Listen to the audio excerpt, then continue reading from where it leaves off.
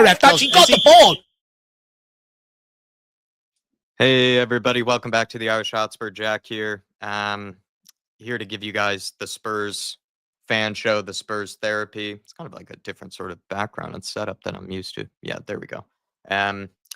And honestly, after yesterday's performance, it's just once again in a place where I feel like there are very few positives to take. Maybe we can talk about the Matisse Tell goal at maybe one stage during each of your guys's minutes with me and just chatting this thing out. But Ange Postecoglou still on a job, but the Tottenham domestic season has come to a close.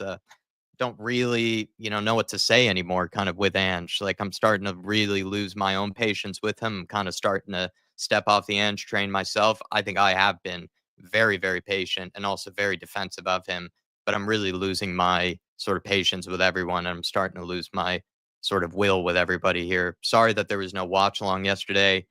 Dave told me kind of in the morning when I sort of woke up that he was feeling really ill. I think he sort of alluded the night before that he might be able to or might not. Wasn't really sure yet. Then when he told me, it was kind of already pretty early in the morning. Kind of had to scramble and sort of have to find people and things like that. And I just honestly, I kind of just woke up in kind of a bit of a foul mood anyways. Like, I just was sort of in a place where I didn't know if I was even going into that game with the best of intentions or really the best sort of mindset of any kind, really. And then, I kind of just felt like, you know what, I'm just gonna almost take a mental day myself, really, with with just sort of life and with Spurs. And to be honest, watching the game, I was hoping that maybe doing that would have sprung some luck or something like that, or would have maybe gave Spurs, maybe an injection of, something. I don't know. Just the fact that Dave and I were not doing the watch along and no longer putting ourselves through that pain. But it's just, again, another very, very similar and really, really frustrating performance on a lot of levels, really. And that's what we're here to talk about. I have some questions, but really more also just frustrations, really, that I guess, I'll kind of just be going through with you guys, as we take each guest at a time. Going to go through the chat. There's already a good, healthy queue, which is really, really nice to see. I do appreciate that. Thanks to picking us as your therapy destination. It's, unfortunate that it really does feel like we're talking about the same things every week, but maybe that's sometimes what therapy is like. And I guess that's what Tottenham Hotspur can be like. Smash the like button for me. Please consider becoming a member, a fan show member. If you do want to come on, have your say, have a chat with me. Like I said, Dave is really not feeling very well, so he can't join me for this one. But I think, it's really going to be more of a session for you guys than it really is going to be me, sort of stealing the show here. I think it's definitely your guys' time to speak. I'm also just really dejected with Tottenham Hotspur right now. I've really woke up, like I said, on Sunday and kind of just a bad mood about just sort of life and with Spurs in general. And I kind of just felt like, you know what, let's just see what they're made of. Let's just see what they do. Just sort of had the game on with the laptop, kind of like getting things ready, sort of set some plans to sort of hang out with some people. And then the moment I'm seeing, we're already 1-0 down, of course, at this stage, but the moment I'm seeing Tielemans, coursing through midfield and just, one of the, like, I think Dan put it in one of the members group chats, but Dan sort of said, Berbatov's halftime smoke was saying, like, Tielemans, the slug of a player, is, coursing through our midfield. I sort of lost it as well at, moments like that. Just constantly seeing Villa just no problem, 1-2 passes, all it took. And then they're just through on our goal, 4-on-3s, 3-on-2s, just really easy tacks for them. So complimentary to us that we didn't concede again, maybe another 5-6 goals really in that game. Jacob Ramsey could have easily had a hat trick, in my opinion. So it's just another very similar, just disgusting performance, really, and just really hard to watch type of football. So much so that I'm kind of glad that I guess I just took the mental day from it. But I do apologize, though, that there was no watch along for you guys. I know how much you guys get from it. I get a lot from it as well, feeding off of you guys and feeding off the energy. I know Dave does, but honestly, I think I just needed a break, really. Kevin Ferguson saying, what happened yesterday, boys? Missed you. Yeah, you gave the explanation there, Kevin, but hopefully you're doing all right, my friend. Do appreciate you, coming in today. NJ123 wasn't the same without you guys yesterday. You were missed. I missed you guys, man, but I did not miss Tottenham Hotspur, and I think that was kind of the point, was that maybe I just needed my own mental days. And I kind of I think if Dave were healthy and Dave were, not sick, I think we would have gone through it, same plans. But it's just like the fact that then, it's just, I couldn't really just go through another painful performance like that with Dave. I just, maybe it's almost like a marriage or something. I really just, couldn't really think of just being on screen again, just put myself through that sort of pain and that torture. I just kind of felt like I needed a day off from it. And the only person that would probably get me through it was Dave. Mick Hermlock, good to see you, sir. Neil G, Ange out. K32, hello, Dave and Jack, and all the guests. Hope everyone is keeping well. Trying our best here, K32. Hopefully you're doing okay. Betto and Jen. Well, Betto, I see you in the back end. Looking forward to talking to you. I'll let you know where you are in the queue in just a sec, by the way. And anybody else has popped in, I am hearing some noises in the StreamYard. So I'll let you know, guys, just a sec, what the queue is. I have posted it to the people, of course, I believe that already are in here. Berbatov's halftime smoke, Spurs therapy. Hopefully that's what we get today. Usually that's what we get, but definitely will be, again, sadly, another one where very, very few positives. I'm sorry. Like, this is coming from a big happy clapper myself. And I think there are very, very few positives at the moment with Spurs. I'm getting cooked. I'm getting cooked. Ian Cooked, is in the house. I'm feeling cooked with Spurs. Good evening, David, Jack, and everyone in the chat. Good to see you. And DB is in the house saying, "Oh man, really missed you guys yesterday. Need my post match fix." I couldn't find the will, man. It was really, really unfortunate, and it really just speaks to the position that we're in. But as always, DB, I really do appreciate you. With all the support that you show us, as well as William Webb. Same big up, guys. Squad is returning to normal soon. So will the results season end, and I can see a sale of Biss and Bentancur. Our midfield is just not good enough. William, I hope that's the case, man. I'm really at such a low point right now that I'm watching this team, and one of my big worries about Ange right now is that despite the players being really tired and despite the fatigue and all the injuries, a huge, huge factor, don't get me wrong. But in possession, man, we look so clueless. Like, we look like we have no idea what we're supposed to be doing. We look like we have no idea who we're supposed to be playing to, what sort of runs are supposed to be made, who's even supposed to be open.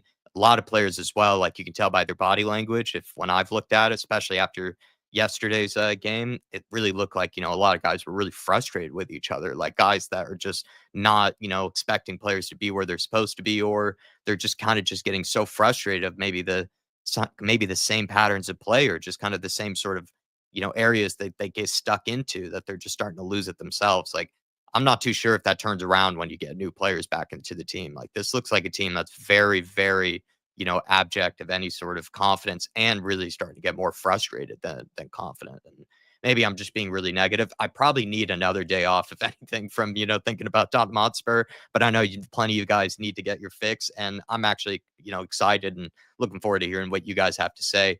Eventually, I will shut up, after I get through you guys' chat here. But William, always good to see you, sir. I don't know, man. I'm a little worried. And honestly, this might be far. This is a controversial opinion. I think honestly at that game, I think we were leaving the midfield so exposed in that game that I think we made some of our players look, that terrible, really, that it was that exposed. If you get what I'm trying to say, like the tactics made players look bad, in my opinion. Eugene S saying, big up everyone, smash the likes. Looking forward to having a chat with you, Eugene, as well as Jason Bell. Big up everyone. I'm going to enjoy the week. Spurs can't disappoint us again until Sunday. I'm relieved, actually, that we're not playing this Thursday, to be honest, that I get to watch maybe some different football. I believe, right? Champions League playoffs, or could be wrong, but I think those are happening tomorrow. Hopefully they are, because I can, get maybe a bit of a palate cleanser that way. Jason Bell, good to see you as always. Faz Radfire, big up my favorite channel. Thank you, Faz. We continue to support our beloved club in good times and bad times. I had a sinful day yesterday, Faz, by probably not supporting my club in the proper way that I should have, but just sort of needed a day off from it. David is like I said, David's not feeling too well. Just I think said having a bad case of the man flu. I was just having a bad case of almost the mental health flu with life and with Spurs in general. I just feel like I needed some time away. Shikari Shock saying you were both big miss yesterday. Get well soon, Dave. Thank you, Shikari. And I'm sorry again, guys, that we weren't there. I promise won't happen too often or again, hopefully anytime soon. Davey Hall, always good to see you. Get well, Big Dave.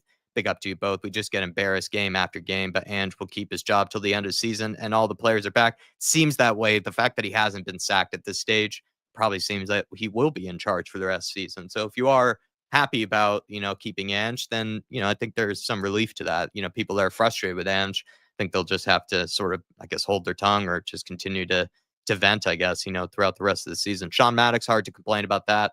Yeah, it's tough right now. Jack, go see a Ballard FC match. I'll try, Kaylee. I'll try. I'm also just, hanging out with people more. I was like yesterday, I just decided to just sort of make a bunch of plans with friends and stuff to just sort of relieve myself. Thank you, Kaylee. But I definitely need a palate cleanser of some kind. And I'm sure they're probably even better than us, Kaylee, right now. Trinidad saying, Glad to see you're a bit better, Jack. The team has broken us all. We're all affected. Sack the board, sack everyone. Come on, you Spurs. Feels that way, turning bad. Just everyone out. I'm kind of just sick of looking at all these players' faces, Ange's face, Levy's face, Johan Lange's face. I'm sick of everyone's face, really, even at Tottenham Hotspur at the moment. I was kind of saying that to some of the people in the back end. Mark saying Ange deflecting in the post match, creating a narrative about agendas. This manager is out of his depth and lack of reflection on his own game is crazy. I can see what you mean by that, Mark. I do see what you mean. Artist T, good to see you, Daniel Wong. Artist T, always good to see you back. Drop kick your teacher. Hope you guys are feeling better. Trying our best. I think we're piecing ourselves back together, Artist T.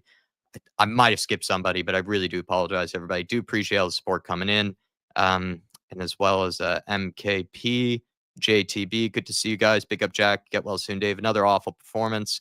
Haven't enjoyed watching us for 12 months. We always look wide open, shocking tactics and performance. Ange and Levy out.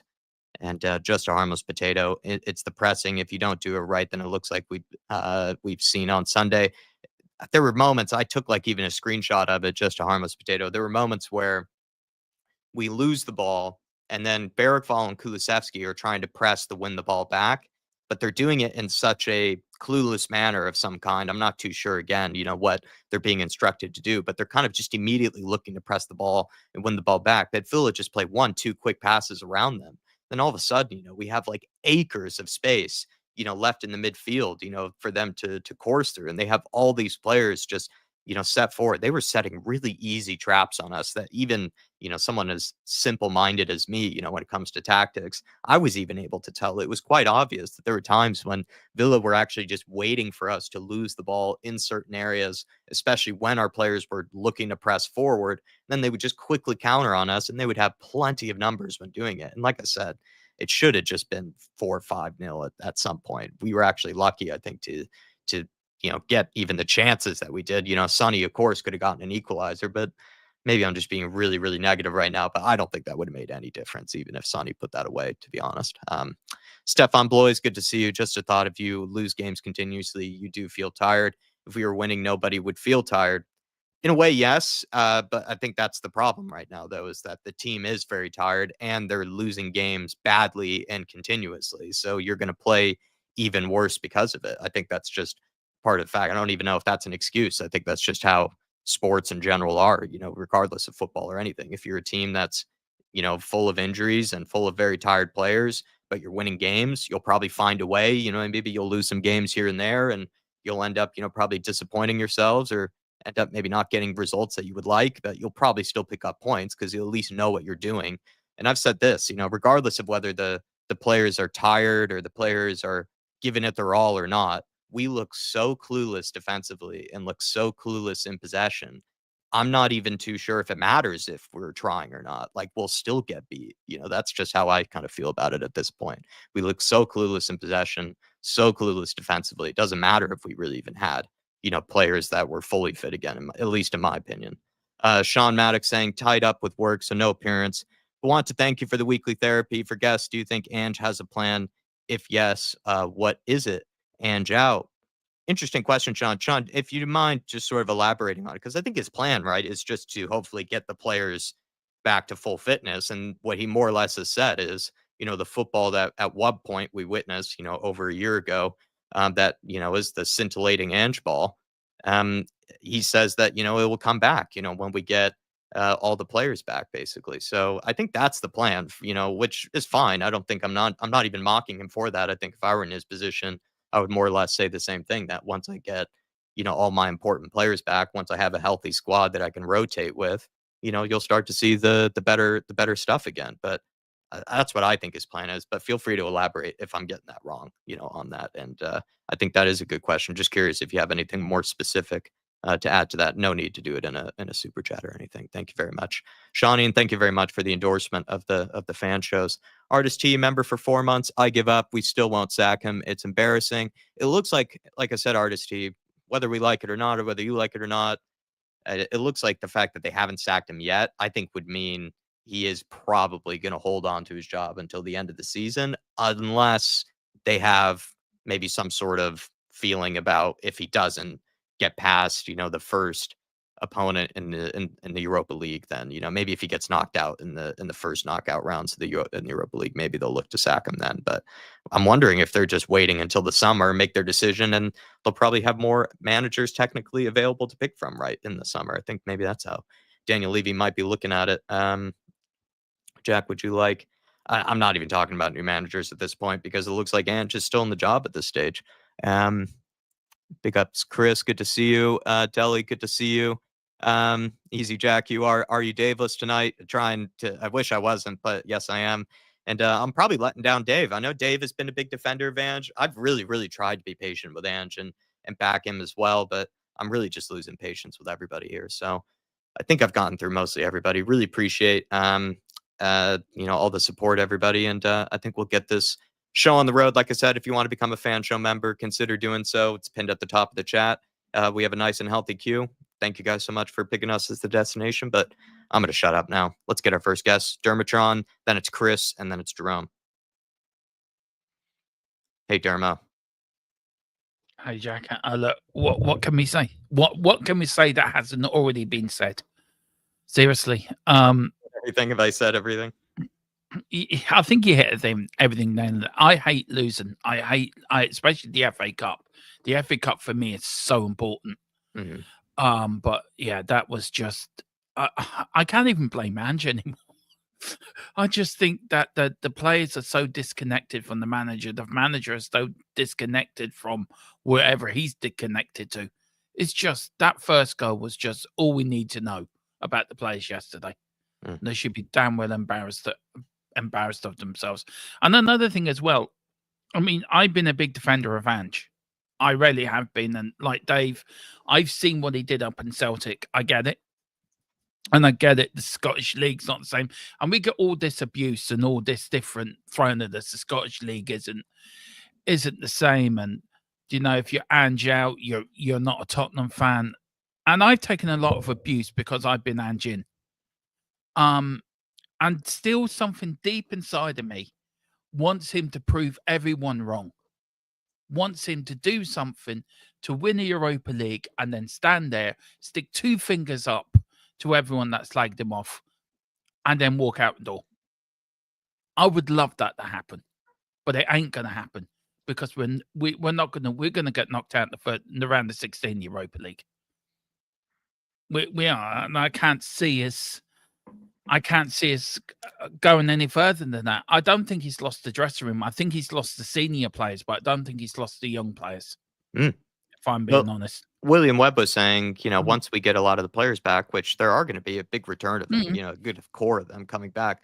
Do you see the form turning around, Dermot? Me personally, I don't, because at the moment, it's not really even about what we're doing, kind of defensively or going forward or anything, kind of when we're in full fitness. Like, I just feel like these guys right now, like some of them, they just look like they're frustrated with each other. They look like they don't even know what they're doing anymore, in possession, out of possession. It's become so clueless and so just devoid of any idea that I don't know if you bring new players in, that are fresh from injury, like all of a sudden, they just start playing liquid football again. I mean, I could be wrong, but I really don't know if that's how it works. I don't think it will, Jack. I agree with you. I don't think we'll see any improvement. I think we're all tired. We're all tired of losing, and we're just tired. We're tired of this season. If somebody said to us, right, the season's over now, I'm sure a majority, you, Dave, myself, majority of whatever YouTube, Spurs YouTubers, people in this chat would say, fine, just get the season over and done with. This keeping Ange in the job all the time. Dave said it the other night. I think you and Dave said it on one of your member shows. And I was watching when I was working. And I thought, right, do you know what? You and Dave are right. We're waiting for him to be sacked. It's like we're waiting for the plaster to come off. Do you know, as you're a little kid and at this point though, Dermo, he hasn't been sacked. So domestic season is almost truly over, in my opinion. We're not going to climb into the European spots. We're nowhere near good enough. And then, it's almost too late. I think the gap is that big. So you look at the domestic season, we're out of both the cups. The league is, we're just going to look to survive. So then all that's left is, I guess, the Europa League. But is that what they're holding on to? Is him just to go far into the Europa League? Or are they just waiting till the end of the season? Like, How do you think they're what's Daniel Levy's thought process right now? I Why I hasn't he think done it? I think it's because it's a Champions League at the end of the Europa League. That has to be the only reason why. And they think he still has a shot of going deep into it, or they're Yeah, just gonna give him that shot, I guess. we're probably gonna give him that shot. But who do you bring in though? Mm. What's the point of sacking Ange and then having Ryan Mason? I don't want Ryan Mason there. I don't see his ugly mutt I don't agree standing with on the the people who sideline. think Ryan Mason would do better, but some people No, do I think don't he would do agree. better. There is a I large don't amount think of so. people that do think he would do better. I don't want to see his ugly mutt on the touchline. He needs to go with Ange as well. If Ange sack Ryan Mason as well, what's he ever done? Nothing. Mm, Um, I've got to the point now. I'm just fed up. I'm fed up of Tottenham completely. mhm. Um, if it wasn't from a channel, I would have turned. I would have turned off Tottenham a long time ago. I'd said, right, that's it. I'm done. But it's the channel that keeps me going. And I'm sure it's the same for you, Jack. It's the channel and it's the people that subscribe to the channels that keep us going, that give us the energy to keep coming on and doing what we do. Um, I just don't know how worse we can get. Yeah. I never expected this to happen, especially after the first 10 games.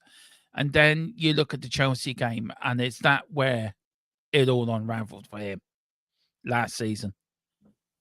I Maybe, just but it just seems like, we're in the present now, and like yeah. it's so much has happened in between then. He's had Mm, also a fully fit squad, at one yeah. point, coming into this season. And that's the other thing too, is that the football has been quite inconsistent for a Mm, while now since that Chelsea game, in and out of having fully fit squads, and also in and out of having multiple competitions to play in, or not having that many competitions mm, to play in. At one point last year, he was complaining about not playing enough games, not having enough games to play.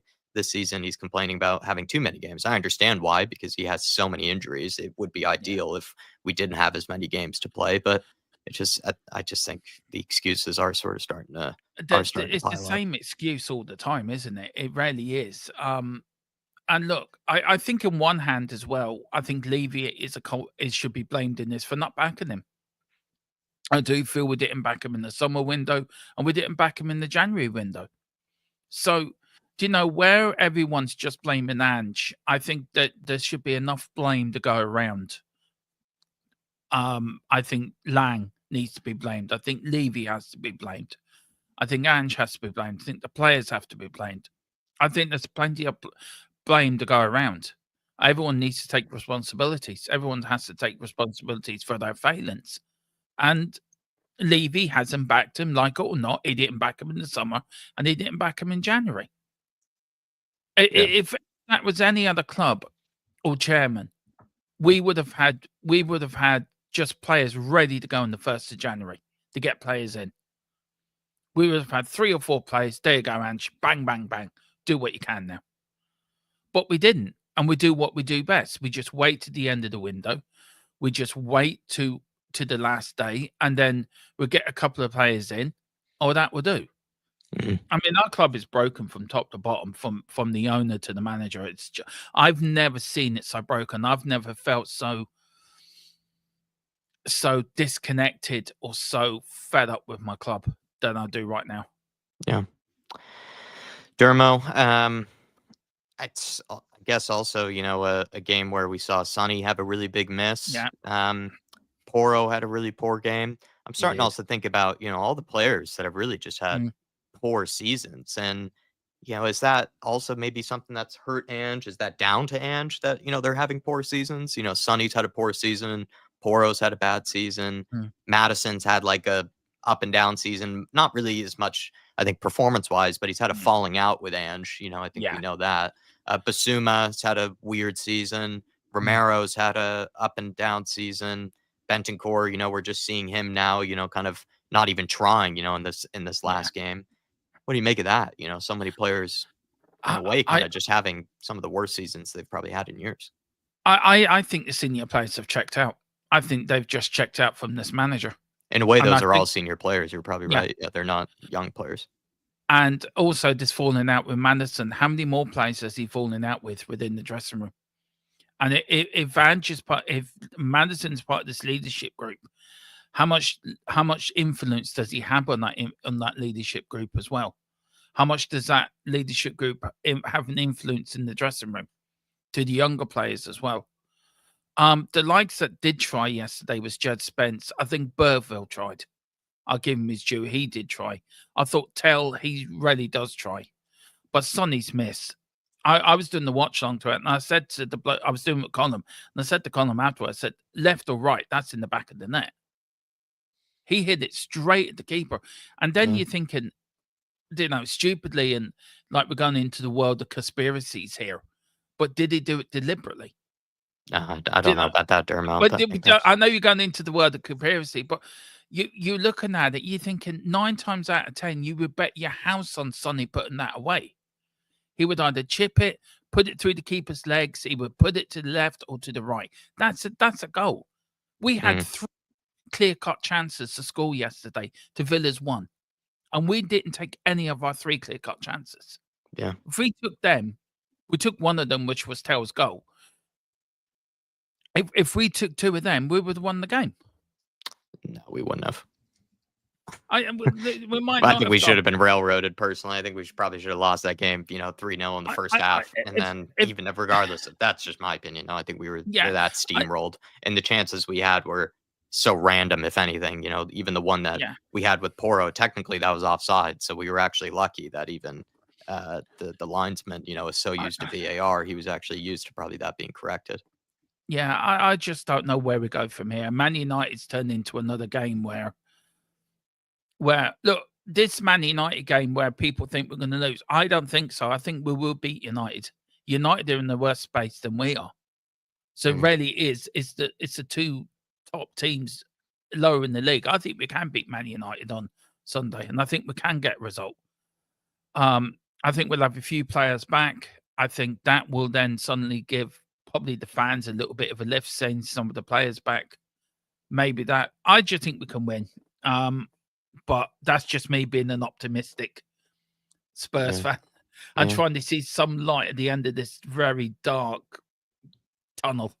But I don't know. Jack, I'm usually lost for words, but I'm lost for words. I don't know what to say. It's okay, Dermot. I'm just more frustrated than anything, and I probably will calm down, as the week goes on. We don't, luckily have, a game midweek that I have to be frustrated by, so I probably will calm down by then. But I'm kind of just sick of everyone at Tottenham Hotspur. But do appreciate having you guys around, of course. Dermo, thank you, sir. Everybody, please go over to THFC Till I Die. I think he's doing a show later this evening in about 30 minutes time if you want to check that out. And I'm doing the thanks watch for getting along. us started. No problem. Doing the watch along to Doncaster Rovers against Crystal Palace. I just wanted to do something where take my mind off Tottenham. And then, but I know JTB THFC is probably taking legit. I said Sonny didn't miss them, but I was only sort of joking by saying that and going through conspiracy theories. I was joking. I wasn't being serious about Sonny missing on missing deliberately. I was joking, by the way. But yeah. We're in the land of conspiracy theories. Maybe so. Alrighty, Dermo. I'll catch you next time, sir. Jack. Appreciate you, brother. If you need anything, you know where I am. So will do. Thank you, sir. See you next time, my man. Take care. Bye-bye. Everybody check out THFC Till I Die. I don't know why it keeps doing that when I go to that screen. But please check him out, everybody. He's doing watch along in about 24 minutes time in case you do want to take your mind off the Spurs. But in case you want the more Spurs therapy, feel free to stick around here. We'll keep the show moving, though. We have guys waiting very patiently in the back end, and it's a good, healthy queue. Let's go to Chris next. The General. Chris. Where is he? There he is. Chris. Man, I know you. I mean, months ago, I was asking you, and you were leaning, one direction, on the Ange sort of out or in, and I think now you're very, very, very strongly Ange out. And you were just telling me in the back end that you've actually never been, this strongly against a manager before. No, I just under Conte, Mourinho, whoever beforehand, I've never wanted a manager out. I've never been so disconnected from the club in my life. Do you know, Jack? The first time ever I've actually opted to go to work and watch Tottenham play on a Sunday. Just give me overtime. Give me overtime, unpaid. Yeah, I'm taking it. I was like, yeah, I'll work Sunday, no problem. I don't want to see it no more, Jack. I can't go. Let me work for Yesterday, free. Jack, off the first minute yesterday, then watching Tielemans walk through our midfield, I just thought to myself, utter disgrace, embarrassing, How many shocking. times were we counted on, Chris? That's why when Dermot said that we could have won the game, it's like I just had to shake my head. It's like Villa were more wasteful than we are actually. Which is kind of a relief to see, a team being that wasteful. But they could have put 5-6 past us. If it wasn't for Kinski, even though he made that mistake in the first minute, he did save it about 5 or 6 times. Jacob Brinson could have had 2 hat-tricks against us. 2 hat-tricks. He could have done hat-trick in either half. Yeah, Jack, we were just embarrassing. It's appalling. And week by week, we're getting worse and worse and worse and worse and worse. And Ange coming out with his inept, fucking stupid ass interviews afterwards, deflecting the blame from him. He's part to blame. He needs to take responsibility and man up and take it. Jack, I've had enough, mate. I should have asked Dermot this, Chris. I should have asked Dermot this, but he did say right in his press conference, and I had a question on this. He did say in his press conference, the players are still playing for me. They're giving it their all, man. Like, what else do you want? Do you think that's the case, though? Do you think they're giving it their all? I'm not sure if that's true. It certainly didn't look like yesterday. Benson called just walking away from the ball when he went towards it. And the shrugging of the shoulders of the players, sometimes body language is off. Yeah, body language, and I'll tell you one thing I'm getting sick of week in, week out, is seeing Sonny crying, saying, "Oh, I'm sorry. I don't want to hear your sorries no more, man." He is on the decline. If Ange had any brain cells left in his head, he would actually drop Sonny. He would actually put him on the bench and let somebody else who's capable of doing the job. Sonny's in decline. We all know it. Just face up to the fact that he's not as good as he was. Do you think Ange is being let down, though? I have sympathy for Ange in a lot of ways. Don't get me wrong. And to be honest, anyone that's listening, I have defended Ange and been very patient with him for a long time now. I'm probably just very frustrated by him and just have to maybe get out frustrations maybe today, and I'll probably calm down through the course of the week. But one thing you could have sympathy for, or Chris, if you want to offer the alternative opinion, and maybe it is Ange's fault, but Sonny's had a shocker of a season. Romero had a shocker of a season. Poro's had a shocker of a season. A lot of the senior players have had bad seasons. Basuma's on the balloons. Like, has he been kind of let down by a lot of the senior players this year? Jack, if the manager sees a player on decline, he needs to put a stop to it quick time, yeah? But he answers Mr. Nice Guy, okay, mate. Okay, mate. Yeah, well, no. You're the manager. Do the right thing and drop the player if he needs to be dropped. Irrelevant if he's captain or not, take the captaincy off him. He's not good enough to be captain anyway. He's not strong enough as a leader. I'm so sick of the club, right now, Jack. I just don't even want to watch us play anymore. Yeah. I'm just so frustrated just watching this week in and week out doing the same old crap. Then players coming out, we will try harder. When? Next season when we've got nothing to play for? And we've got some people who are so deluded thinking we're going to win the Europa League. Get that delusion out of your brain. We're not winning nothing, mate. We're going to stay mid-table, and this is down to the board, this is down to Ange, this is down to the players. All from the top to the bottom. So all those deluded people that think we're winning Europa League, please take that delusion out of your mind, because it ain't happening. Yeah. I mean, Chris, at this moment, though, like, they haven't sacked him. So what do you think the plan is? Is the plan to just sort of keep him in charge, for the rest of the season? Is it to give him that shot in the Europa League? Why, if you're like, put yourself in Daniel Levy's shoes for just a very brief period, and then I'll let you leave them. But why hasn't he sacked them? Jack, let me tell you one thing, yeah? Any other manager would have been sacked by now. Any other manager probably would have been sacked weeks ago. We are on, if you look at our place on our form recently, we're in relegation form. Yeah. Draw, loss, draw. Maybe 1 week, loss, draw. Maybe win one. Loss, out 2 competitions in a week. That's sackable. I'm sorry, but no, I don't understand why Levy's keeping them on. What, is he trying to save a few pennies by not sacking him during the season? Do you think he's looking at it this way, where he's just going to give him till the rest of the season, almost chalk the season off, because there isn't really much to salvage left? Because it'd be a long shot. It'd be a long shot, Chris, to get any manager to come in win the Europa League, right? So maybe he is just giving Ange every chance he can to win the Probably. trophy, honor the side of the agreement of the contract, basically, and then he'll probably look for a different manager in the summer when there's a bigger pool. Jack, honestly, at this precise moment, I don't know anymore because what I'm watching, what I've witnessed over the last 6 months, watching Tottenham, it's just soul destroyed. Yeah, it's soul destroyed. I said it weeks ago, Jack. I was on Ange on the fence, but I told David last week and the week before, I'm Ange out, fully Ange out. I can't watch him any longer. His same excuses every press conference. Every press conference, he's got an excuse of why we didn't win. Oh, we could have won, but we didn't. You stood on the sidelines with your hands in your pockets, watching us fall apart.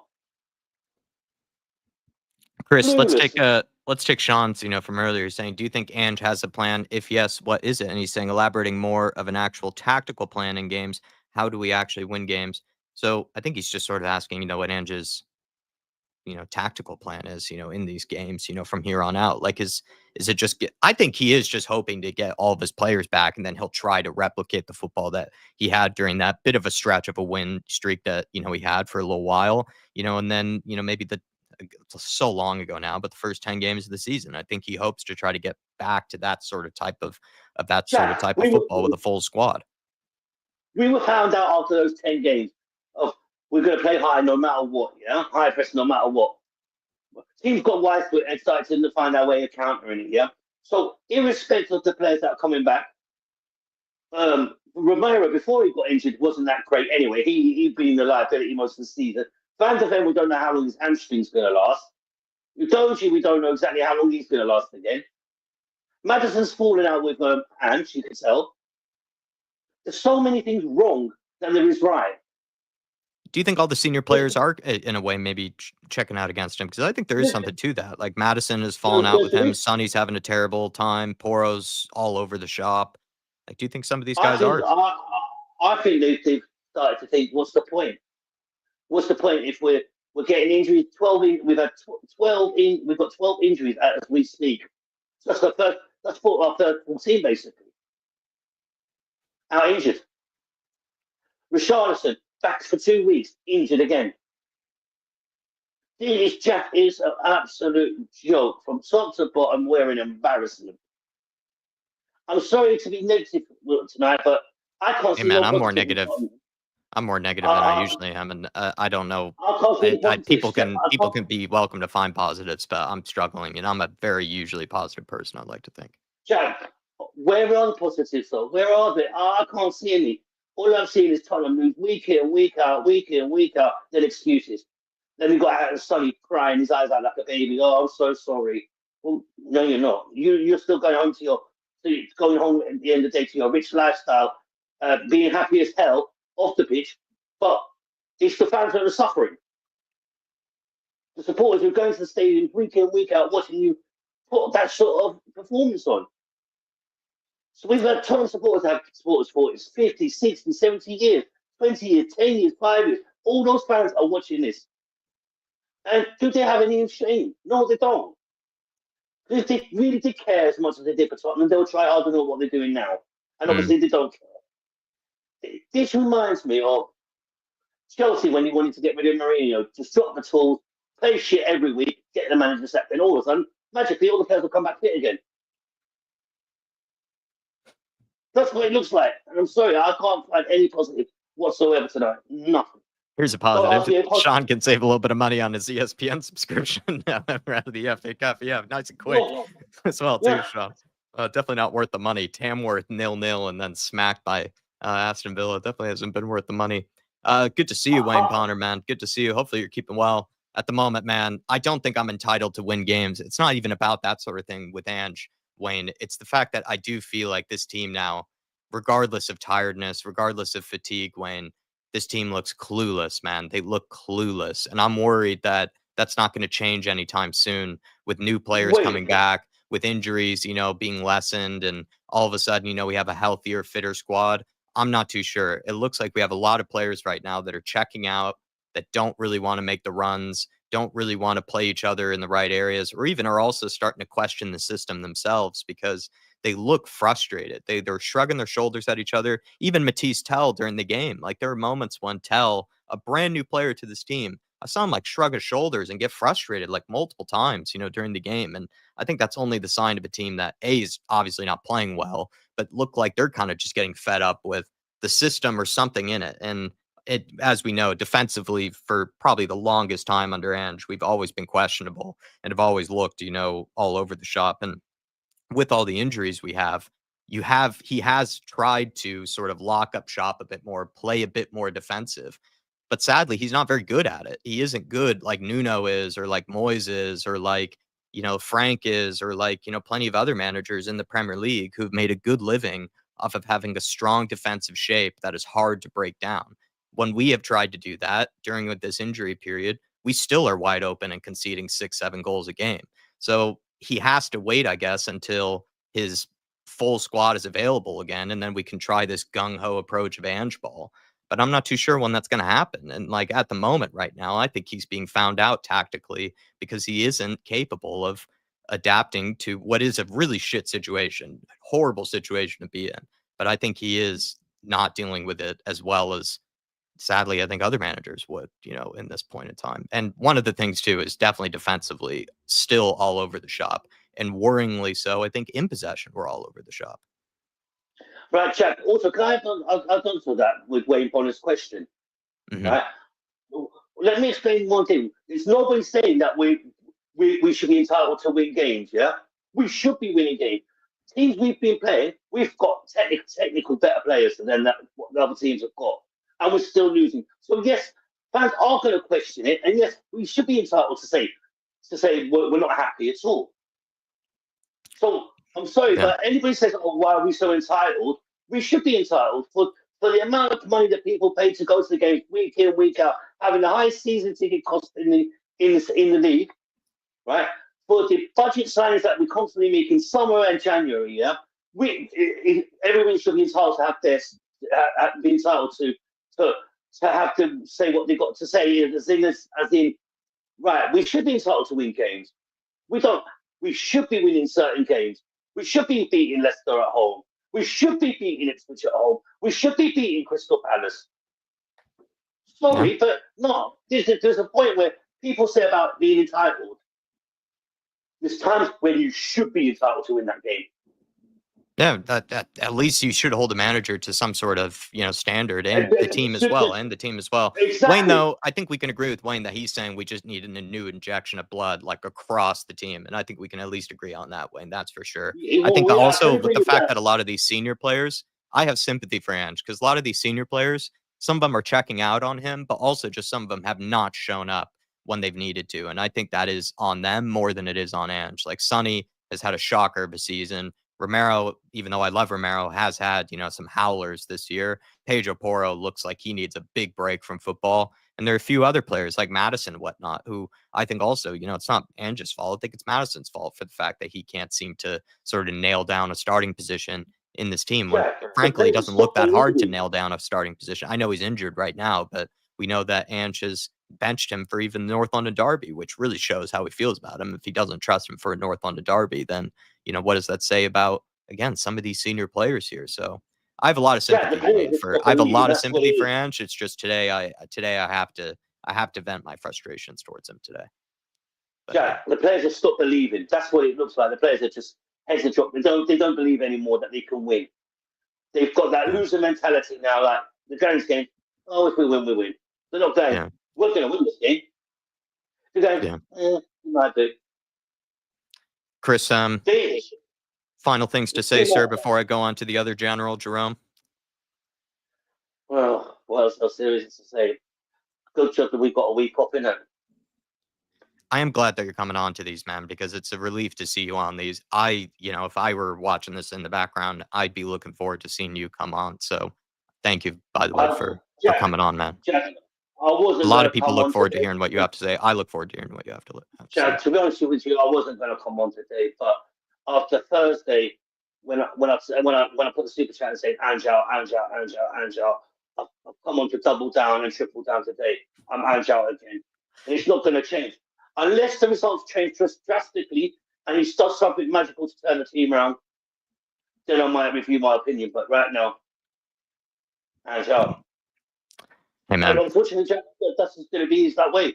Because, as I said, in 33 years, I've seen some managers come and go, and I've never actually wanted a manager sack before.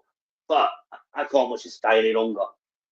Yeah, I'm the same, Chris. I've really tried to hold my patience and really tried to defend the guy on numerous occasions. And I don't even like this style of football. I really don't, actually. I'm actually more of a defensive person anyways, but I've really tried to defend Ange's style. And I'm losing it. I'm starting to lose it. As well, yeah. Jack, there's one thing as well. Every time the camera flashed towards Levy's face yesterday on the football, I just had to turn my face away in disgust. Just to look at the guy, it appalls me. Sick of everyone's face, to be honest, Chris. It just repulses me, and I'm like, you know what? I've had enough. This is when you know I've really had enough of the club. When I just think, why do I sit here watching this crap week in, week out now? Yeah. I don't enjoy it. It just makes you feel miserable. You don't enjoy watching your own club. Yeah. Exactly. People say you're negative for it. But how can you be positive when you're watching negativity?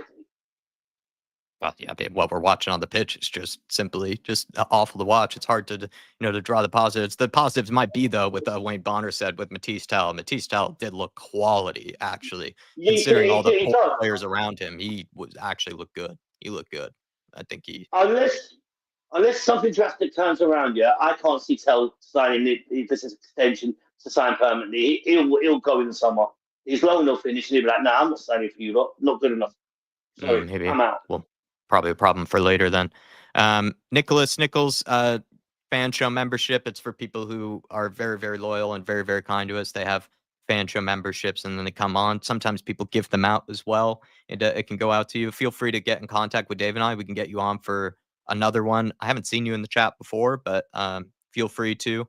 And email Dave and I. We can try to arrange something for another time for another fan show. But today it's going to be a busy one. And honestly, like I said, I need a break from Spurs, but I know that you guys need your fix. And I'm actually really, like I said, interested as well as excited to hear what each of you guys have to say, because I'm also, looking forward to maybe people who might disagree with me. If anything, I'm just frustrated with everyone, and I'll probably calm down by maybe at the end of the week. But Chris, appreciate you, sir. And I'll see you same time next week, man. Same time next week. Oh, geez. Appreciate you. Probably not. Depends. Lots of love, General. Well, depends what mood I'm in next week. But at the moment, Jack, I don't even think I'll be probably watching the game on Sunday, so I might not have nothing to say. Keep your head down at work, man. Just keep your head down at work, Yeah. Anyway, another week. Lots of love, General. Appreciate you, man. Yeah. Thank you, sir. Good one. Have a good night, man. Tough to see that with Chris, and also it was tough. If you guys saw the channel predictions, it was tough to see a fellow happy clapper lead the Dorset Spur. He was feeling really, really, sort of down even before the game. So it's tough times. But Jerome is going to come on. Jerome, curious what this guy has to say. I would say fellow general about the Spurs community. Let's see what Jerome has to say. Hey Jerome, how are you, man? Yeah, I'm good. Sorry, just little one just woke up and she's crying as well. So you should hear her in the background. It's just little one crying. Yeah. Do you wanna? I can put you after. No, Eugene? No, it's all good. It's all good. It's all good. She's fine right now. She's just eating her yogurt. Yeah. Look, man. To me, it's like it feels like Groundhog Day to me. It's like every time I come on your channel, man. Every single time I come on your channel, here before. We are in a bad situation. It's like I'm so sick of it. I'm like, I want to have one day when I come on here to say, you know what? We are having a good run. But every time I'm coming in is when we are in the mud. It's like, to me, it's every single season, same thing. I can hear people going, oh, I'm sick of losing. I'm sick of this. I'm sick of that. We are down in the mud, blah, blah, blah, blah, blah. But it is the same thing every single season. Every single season is the same. Whether at any point in time, I can come to you, Jack. You can watch all of my videos. I can tell you, I'm sick of losing, man. It's ridiculous. It's this and that. Even when we came fourth under Conte, did you know how many games we lost? 11. One less than Arsenal. so we came fourth. It was the worst season that we had. When I was saying we were shit, we Yeah, the 60 don't plus even goals. deserve. Yeah, we don't even deserve to be in the Champions League. People were sending me belters saying that, oh, how dare you say this? We came fourth. We did good, but we lost 11 games. We were not good on that season. We were rubbish. The only thing that saved us was Hurricane, Son. Every time we are in that mud, in that rut, it was Son, Hurricane, just the two of them saving us. Where would we be without those two players right now? We would be in the same spot that we are right now. I can tell you already, right now, we would be where we are. People keep thinking, oh, no, we can't. We are Tottenham. We should be higher than what we are right now. No, the quality of those players have been falling year after year, after year, after year, after year, after year. And it shows now. This is where we should be. Mid-table. We can't be anywhere like higher. I'm sorry, we can't. This shows the quality of those players, right? At some point, we have to go, hold on a minute. Son, Bissouma, who else? What did you make of that, Jerome? That we were talking about the senior players, man. A lot of them, like, all having just stinkers of seasons. What do you make of that? It's the same thing with them every single time. When pressure is on, they crumble. Every time. We can go, oh, they stop playing for the managers. It looks like they're not playing for the managers anymore. They're down tool. They've done this, done that. Oh, Maddison had a bust up with Ange. Maddison has been crap. He's been on and off, plays for 60 minutes and then disappear. Yeah. But nobody sees this. It's like, oh no, they're not playing for the manager anymore. They're not doing this. They are shrugging shoulders, going. Yeah, I have more sympathy for Ange with the senior players. To me, I feel more sympathy not just for Ange, but for all the previous managers as well. Because it's the same thing. Those players can go and say whatever you want. They all drop at a certain point in time. They all do. And every time it's the same thing. We are down in the mud. We are all down. We don't know what to do anymore. We just say, I am sick of losing. Does that look any different to you? No, it doesn't. The only difference is this time we're 14th in the league. That's the only difference. Only difference that it is. It looks really bad right now because we're 14th in the league. Out of the cups, let me think. Since 2008, we've been out of all the cups. But, we're not 14th in the league. It's okay. We move on. Let's go. Even with players, every time, when they come under pressure, they crumble, they fall. Poch. When we are fighting to get to the top of the league, we go against Aston Villa, we drop like flies. Not Aston Villa, West Ham. It was West Ham. When we had West Ham, we were supposed to go beat them and go on top of the league. What do? They crumble and had dropped down again. So whenever pressure is on them, whenever there's pressure on those players, they can't handle it. And I blame the club for it because they allow some things like this. They allow this to happen over the years. Have you ever seen a thing terminate? Like, unless the players have been out of the club for so long, then we terminate their contract. But we haven't never heard like we sell the players because they are crap. We just sell them. No, we hang on to them. Bissouma has been making mistakes over with Conte, with Stellini, with whoever you want. And now Ange, he's been making the same mistake every time. Oh, he's going to say Bissouma's going to be out next summer. No, he's still going to be here. He's going to run off his contract. Yeah, we are not ruthless. This club is not ruthless. You would know, actually, if things really haven't changed. If we don't sell players like Bissouma this summer, then you know things haven't changed at all. You'd be right. Things will never change. That's the thing we go. We can complain as much as we want. We can say we are not happy. We can say seriously, my mental health with Tottenham. If I was like I was before, even before I had my daughter, seriously, I'll be You down got better in the things. Yeah, mud. you got much better I things got to better things now to worry about than Tottenham. I know what But you to mean. be honest, I still love my club. I still love it, even though I'm not in England. I live and die Tottenham. I Yeah. bleed for this club. I wake up at, I don't know, ungodly hours, and I will never miss them. But the thing is, it is what it is. I've seen it many times. Am I sick of it? Of course I am. Every time I will come here and I complain. I don't want to complain anymore, Jack. I don't want to complain. But it is the fact what it is. There's nothing we can do.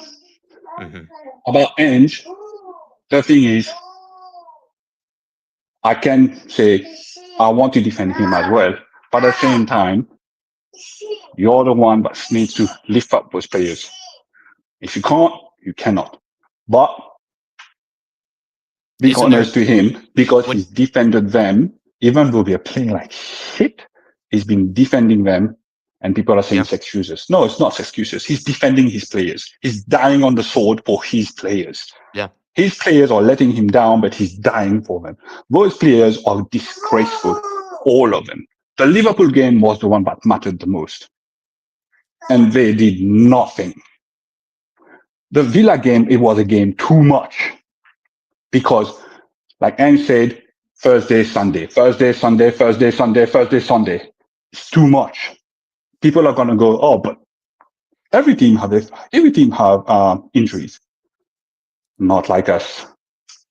We have half our team gone, and we're playing Thursday, Sunday, Thursday, Sunday every time for the last 2.5 months. Villa game was too much. The Liverpool game, this is the one we should have stepped up. This is the one that we should have said we have a foot in the final. Let's go and give them something. Yeah. But no, what's players again? Under pressure, drop down, heads down, can't play, can't do anything. Liverpool too strong. I'm sorry, can't do. This is where I go, nah. I've seen this. I'm sick of it, but it's never going to change, Jack. Never. What do you make of what Josh has said here, though, from earlier? I think it's a fair comment. If you are, it's not even if you want to have faith in Ange or not. It's just like giving him another fair opportunity. Let's say maybe like a last chance. And he's saying, for me, I want to see 2 games with a full squad. That will be enough for me to assess. So basically, just give him, give him Mickey Van de Ven back, give him Romero back, give him Udogie back, potentially, I guess, a Madison or something too, to me, and maybe a Solanke as well. And yeah. I would say give him Van de Ven. Let Van de Ven be done. So I don't want to see Romero. I want to see Jet Spence on the right back. I don't want to see Porro anymore. Yeah. Udogie, left back. Gray, middle. Saar next to him. But I don't want to see any of his players right now. Yeah. Like Son. Odegaard, when he's back, Son off. Odegaard. Put him there. Middle, I want to see Tell. Even though I don't rate him, but I still want to see Tell in the attack. Mm-hmm. And then bring Solanke or whatever. When Solanke's back, put him on the wing or whatever, or behind him. Don't care. But for senior players, I'm sick of them. I'm sick of them all. I don't want to see them. I don't want to see them. Porro, look, I give Porro his props. He's been playing over 1,000 minutes. I don't know, it's been it's almost 2,000 minutes now. He's been playing for Tottenham. He's knackered. He's done. It's the same as Kulu. He's done. I don't know how many minutes he's been playing, but they look completely tired. Those players are done. But at the same time, I did not see fight in the Liverpool game. The Aston Villa, they showed a bit of fight. But at the same time, Bentancur, for the second goal, he just literally stopped and let the guy get his ball. Porro tried his best to take that ball out, and Bentancur just ran and then just stopped and let his guy just score the goal. This is disgraceful. To me, I don't want to see them. I don't want to see any of those senior players. Put the kids, don't care. Ajayi, Scarlett, whoever, put the kids in, but I don't want to see any of those senior players until they are professional enough and show that they can fight for this club. Because tired of this, man. I'm tired of every single season that we go, We're on the cups. We're thinking we're going to go higher in the cups, and then we get knocked out. Knocked out every season. Europa League is going to be the same. We're going to go in the round of 16.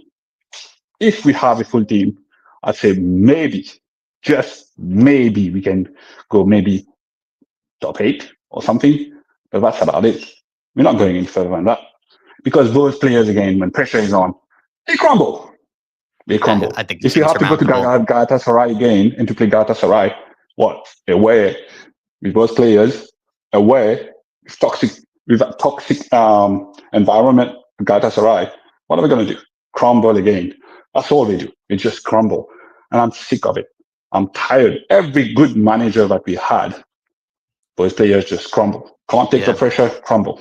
But one of the best ever for me. And we still crumble. Crumble every single time. They crumble. So what's there to say? I'm like, you can all be an in, ends out, whatever. It doesn't make any change. People can go and say, the manager doesn't know what he's doing. He's this. He's tactically inept. But I heard this under Conte. I heard this under Mourinho. Mourinho is finished. He's not good enough for the Prem. Conte is just a one-directional guy. He can't do things. You don't know what you're doing at the stadium. Everybody's saying, you don't know what you're doing. He doesn't know what he's doing, huh? In the league, doing pretty good, I think. Doing pretty well. Conte, Napoli, pretty good as well. Mourinho, someone who's finished, not good enough for the high level. Won a trophy. Again, where did he never win a trophy? Let me guess. Tottenham.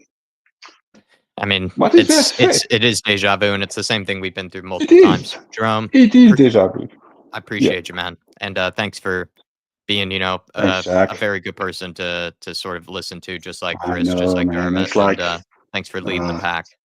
Yeah, I just hope one day I can come, smile on my face, and we can go, I love this club, man. I love supporting this club. But right now, always I'm coming here. Yeah. I had a smile on my face even after Brentford, to be honest. But that's how low it is for me. But I think a lot of people would agree with what you said. Foggy Foam saying big up Jerome, very well spoken. I know K32 liked what you had to say as well. So fair play to you, Jerome. Well done as always, sir. Thanks. See you very soon, man. Thanks, Jack.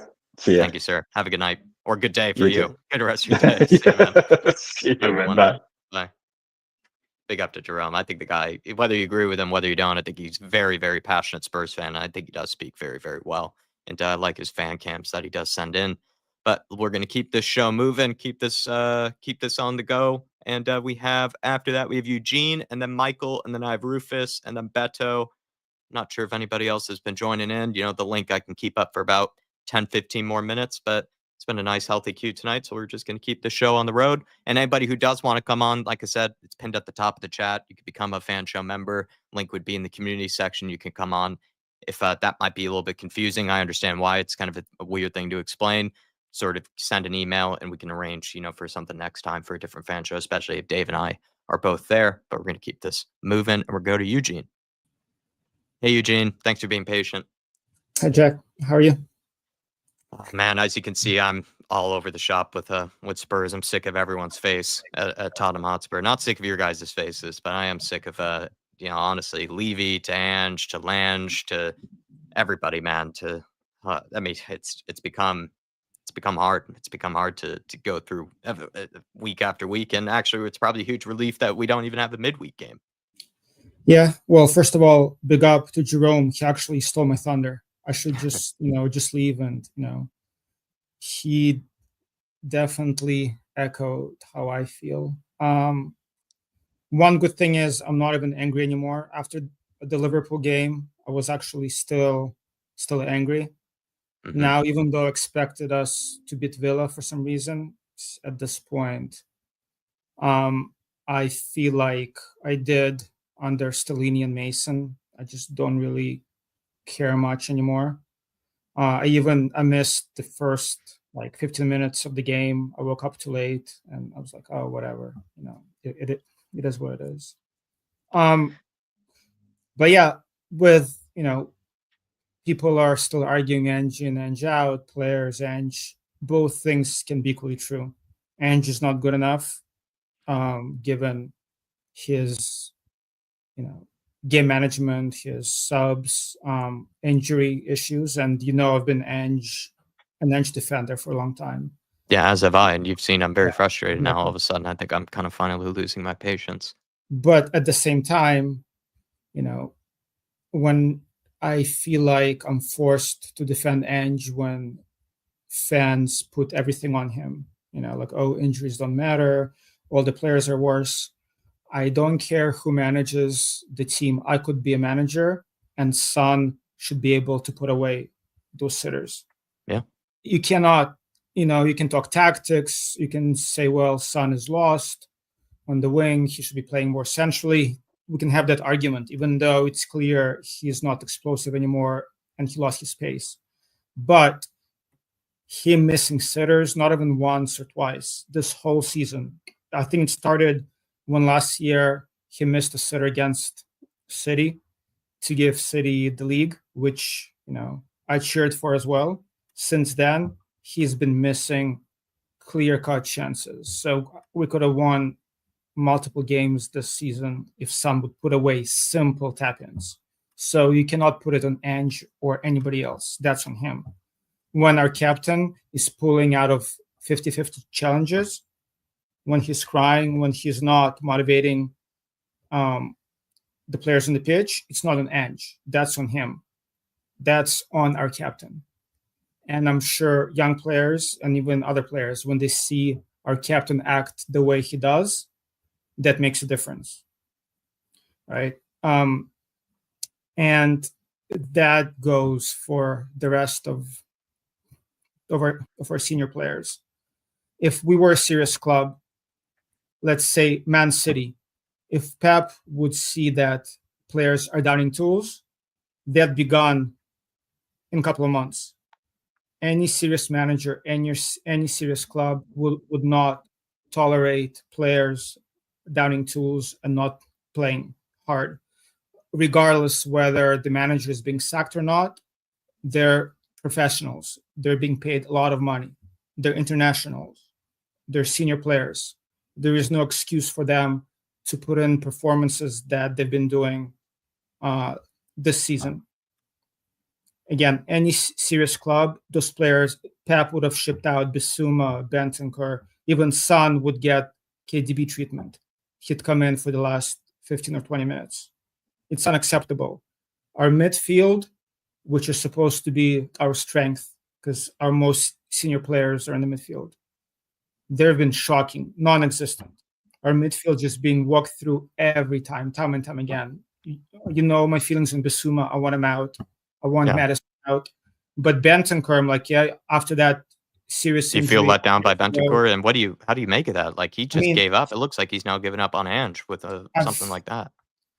I've rated him. I don't think he's that elite player. He's not our anchor, but he's a good player. Even though after that big injury a couple of years ago, he's not the same.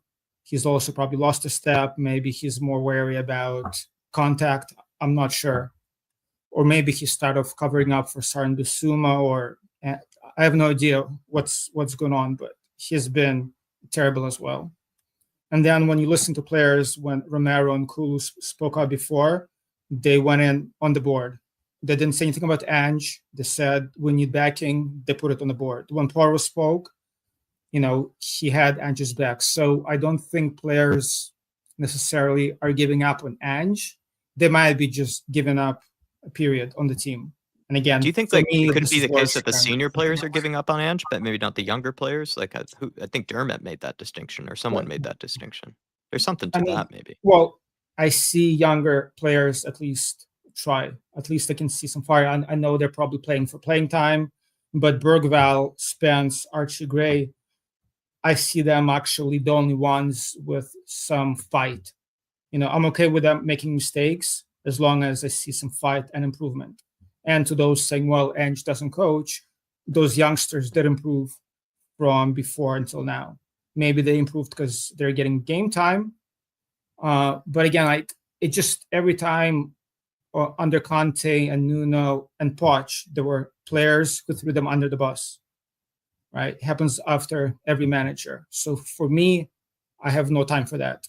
Regardless if the manager is inept and needs to be sacked, which at this point Ange has to be sacked, players don't have excuse not to put in the shift for that badge. Once you put on that kit, you have to play hard. And Bissouma, his brain dead mistakes, and Sarr just not good enough. It's just again, we're not a serious club unless we clean house and bring in players who actually want to play. It was just funny seeing Tell. He's like, "Hey guys, let's go." I'm like, "Oh, you're brand new. You have no idea yet." Tell is still, he's motivated. He has that fire going. He's like, "Hey guys, let's press." He's looking around and nobody's pressing. And just one more thing. I knew after we gave up that first goal, we're done. This team has no fight. After Kinski made that mistake, Sonny dropped his head, everybody dropped their heads, and that's it. There is no way we were coming back. Well, I think that has to do with, right, a team that actually believes in themselves and a team that actually believes in what they're doing and maybe even believes in the manager. If they go down a goal, they'll probably look to fight back. Yeah. If they don't believe, they go Yeah. goal down. It just confirms what they already had mentality-wise going into the game. Exactly. And again, the team shouldn't be playing for the manager. Like Roy Keane said, and I say it all the time, a while back, he said, if the dressing room needs motivation for the games from the manager, they'll never be winners. The dressing room needs to motivate themselves, and they need to play for themselves and for the club, regardless of how bad the manager is. At least I want to see some effort. In the Liverpool game, why I was so angry, it's not that we lost. It's that how we lost. They were cowards. They were scared to play. And, against Villa, they were just going through the motions. Villa isn't even that good this season. But you could see the quality difference, right? You could see their midfield versus our midfield. So ultimately, again, I'm at this point, I want Ange gone, but then, any other manager would come in and what? Sonny's still going to miss sitters. Our midfield is still not good enough. Just the gap in quality is shocking. So, and that's why I'm kind of at this point, I'm so down where I don't even care anymore. It's not one thing that can be fixed. If it was just the manager, I'm like, you know what, cool, sack the manager, bring somebody else in, we're gonna go again. But now I feel like it doesn't matter who the manager is. The players are still the same. We just need to clear house, to clean house and bring players in, but that's not gonna happen with the board.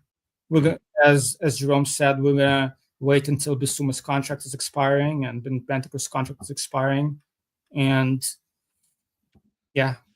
Can I tell you one of my worries though, Eugene, and why I could see, and this is why I'm starting to turn on Ange a little bit here, is that I understand he has all these injuries. I understand that, everyone's fatigued.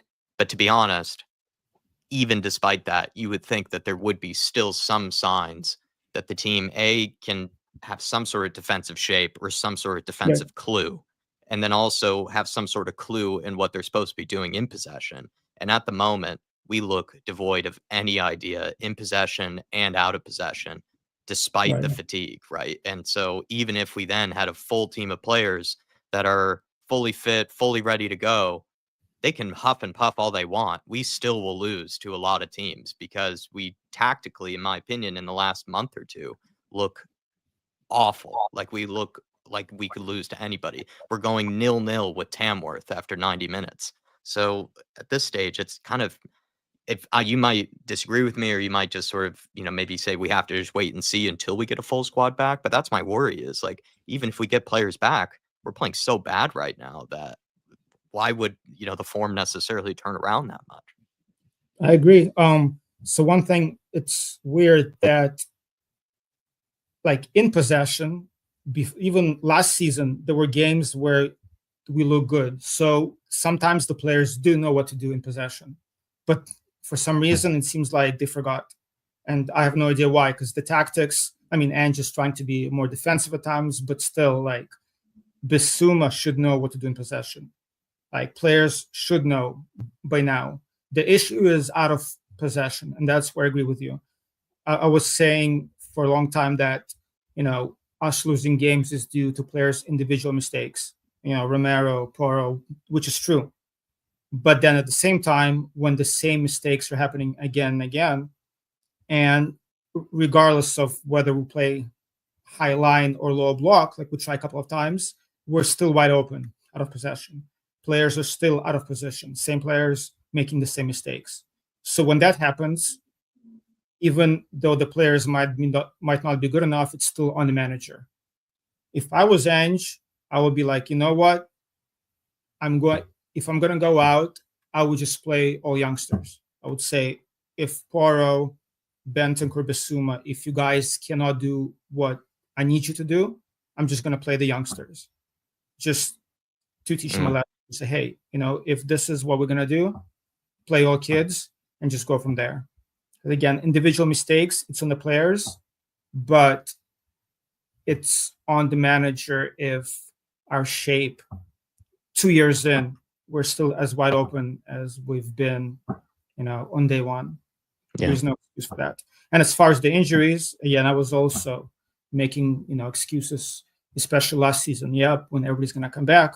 Right now, at this point, I'm convinced that we will never have our full squad back. Just given that the way we play, the way we train, and Ange's track record, at Celtic and before, he will never have a full squad of players. Especially now that we know that Van der Ven is injury prone with his hamstring.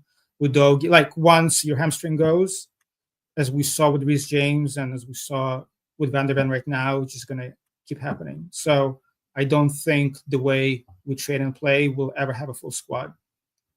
And the way we do business, our squad will never be deep enough. Yeah. Chelsea's, for example, where we can play, we'll have a Chelsea of players to pick from. That's what he essentially needs. And to spend £1 billion and have like 50 players, then that's fine. We can play suicide football, but we don't even have a left back cover for Dogi. I mean, so going into the season. Yeah. So what are we doing? Like, how can we play on four fronts when our players are injury prone and we're thin and we don't get the backups that we need? So, that's where I agree. In a way, he was set up to fail to an extent. He was. Yeah. So it's both. Anybody who says, "Oh, it's black or white," "Oh, it's Ange," "Oh, it's players," "Oh, it's like," it's never black and white. It's always, there's always a shade of gray. Ange is not doing himself any favors by squad management and training and tactics, but the players should have some pride in, and play for each other and for the fans. And it just seems like a lot of them have given up. So again, if I was Ange, I would play the youngsters at least. And I'll be like, you know what? If I would see all the youngsters on the pitch and we lose every game, I'd be like, you know what? I'm okay with that. Even though we're losing, at least I'm seeing some improvement from the youngsters, and at least I see the fight. I see some fight from them. I'm just tired of watching Bissouma trot around and just, and his suicide passes. I'm tired of Madison flopping and holding his ankle. Like, I'm trying to watch Son like pout and cry and that's the last thing on Sonny. For his sake and for my sake, I hope we sell him. I hope he leaves, because Son is a legend of this club. I don't want my lasting. Yeah, you don't want it done this way. To be Son just missing sitters, and I want my son, when we talk about Son like 5 years later, well, son, but my son, like given he was his favorite player, I don't want him to remember Son as this version himself. So be great if you also name your son Son. Yeah, exactly. I want him to go out almost on top, just go to Saudi, go to MLS, Korea, wherever, and stay a legend. Otherwise, the fans like me, we're gonna jump on him for a good reason, and it's not gonna be a good end for him at the club, unfortunately. No, that's the fact that we have so many other things to talk about, but Sonny is actually probably something big on a run sheet. There's only just so much time though, but it is, after last night's sitter, it was kind of it's become like an elephant in the room, really. The Sonny situation after a sitter like that.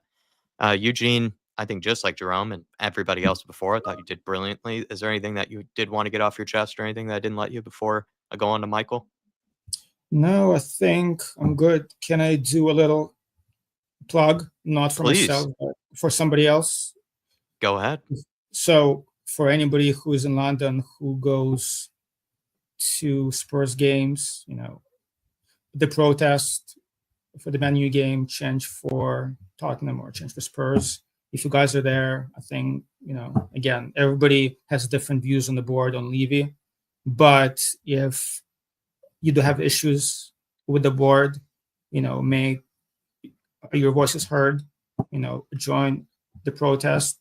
Because honestly, for me, after going in on the players and Ange, the only way how this is going to change, how the culture, the club is going to change is when the board either, leaves when Levy leaves or decides to change the way that we do business.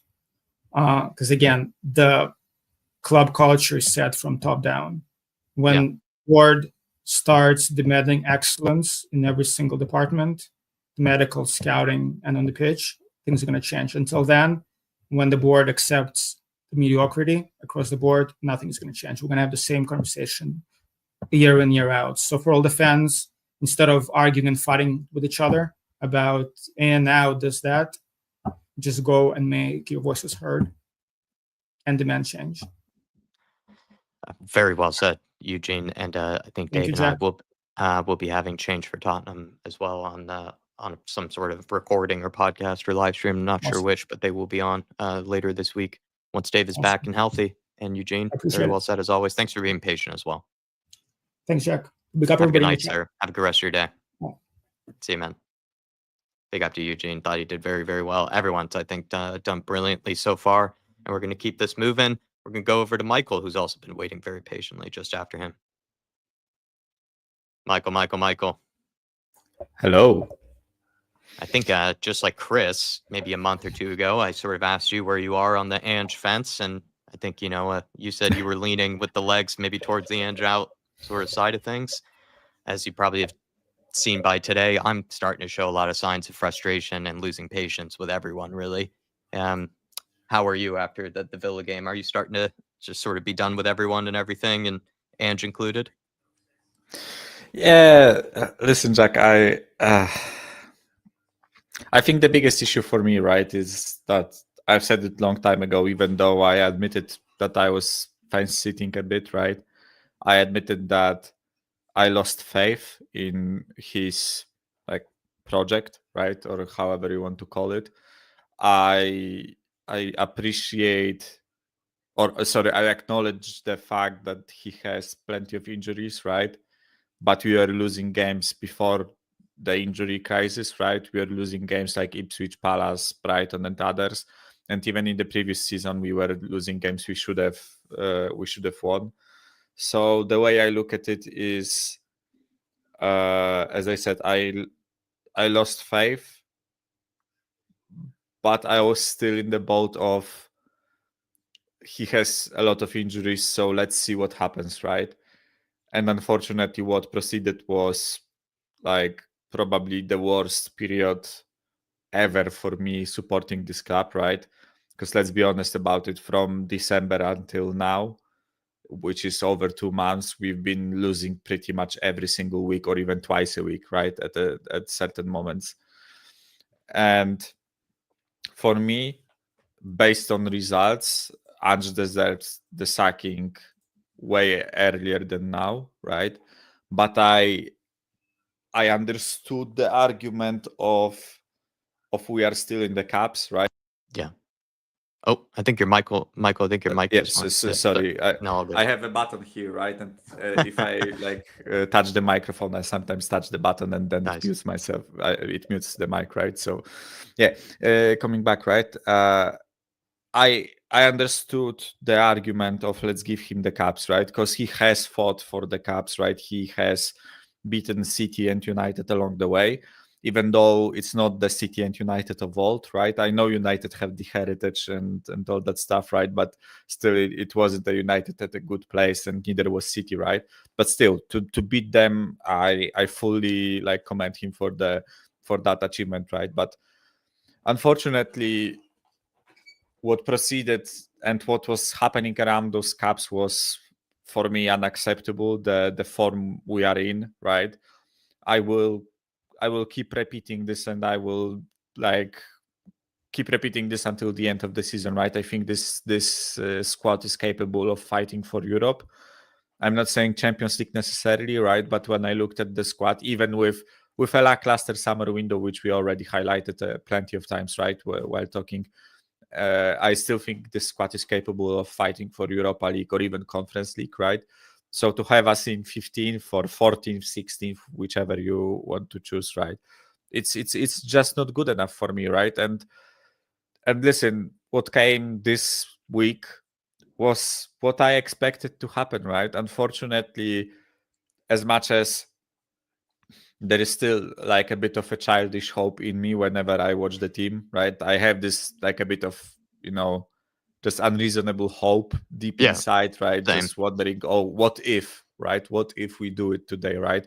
What if Van Dijk has a brain fart and just, tackles one of our players, gets a red card and whatever, right? I'm not referencing to the... Actually, to your point, elbow, even right? during that game of Aston Villa, we were playing so shocking at one point. I actually just said out loud as I was watching the game, I was like, can we just get a chance, out of just pure luck, please? And funny enough, like moments later, Pedro Porro offside gets played in behind, and the referee doesn't lift his flag, and then Sonny, you see, is like clean through, and then Sonny misses the sitter, and you're just like, we can't even get anything. The moment that I even just cried out for just us just to get a chance against the run of play, I think that's actually what I said, was like, can we just get one chance, against the run of play, please? And then we still missed it, and it's just, that's when I knew that this season is just bad news.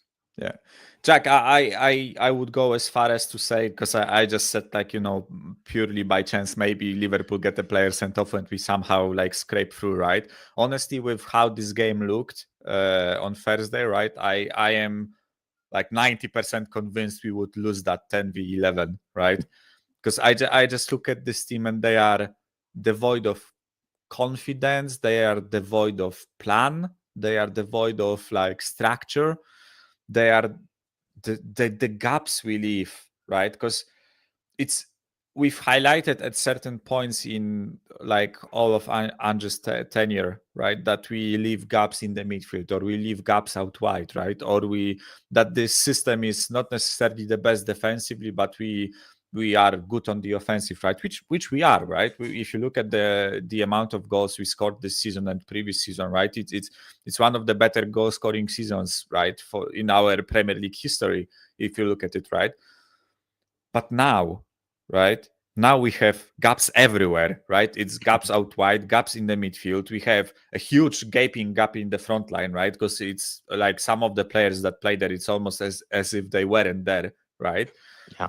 And we also don't score goals anymore, right? And we just concede a lot of goals, right? So for me, like the time is up, unfortunately, right? Yeah. I have to say this, right? And listen, I never thought I would bring myself to say, like, I want a manager out, right? But I actually think, again, I will caveat it by saying it's nothing personal against Ange, right? It's not like I hate him, right? And I want him gone for the reasons outside of football, right? I think purely based on the results and purely based on like how this team is doing under him, I think he needs to leave the job and we need to find a replacement, right? Whether this will happen is a different thing, right? Because I actually kind of agree with people who say that there is a possibility he finishes the season, right? Just because the board will probably look at it and say, we don't want to appoint anyone at this point, right? And give them a long contract and all that stuff, right? And also we don't want to buy someone out of the contract in the middle of the season, because this will, cost a lot of money and all that stuff, right? Which, by the way, it's not a good approach in my opinion, right? When you have a sinking ship and you still have a glimmer of hope to rescue the ship, right? You should try to rescue the ship, right? But I think there is a possibility he finishes the season, right? which is something that I fear, right? Because I think this squad and those players, some of them are rotting under him, right, at this point. And I've said it yesterday on one of on a different show I was on, right? I said that I think some people don't realize how bad the situation is, right? Because right now we are 14th, 15th, whatever, right?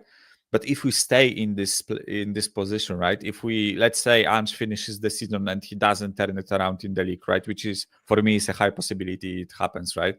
That if he stays, he doesn't turn it around, right? If we stay in 15th, right? What's left of our quality, right? Like Pedro Porro, Kulusevski, Romero, Van de Ven, Udogi, like some of those players, they will want to leave, right? They want that they aren't connected with our club. It's not as if Pedro Porro has been a player of ours for 6 years, right? And he's deep inside the club, right? And he has his family is settled in London and all that stuff, right?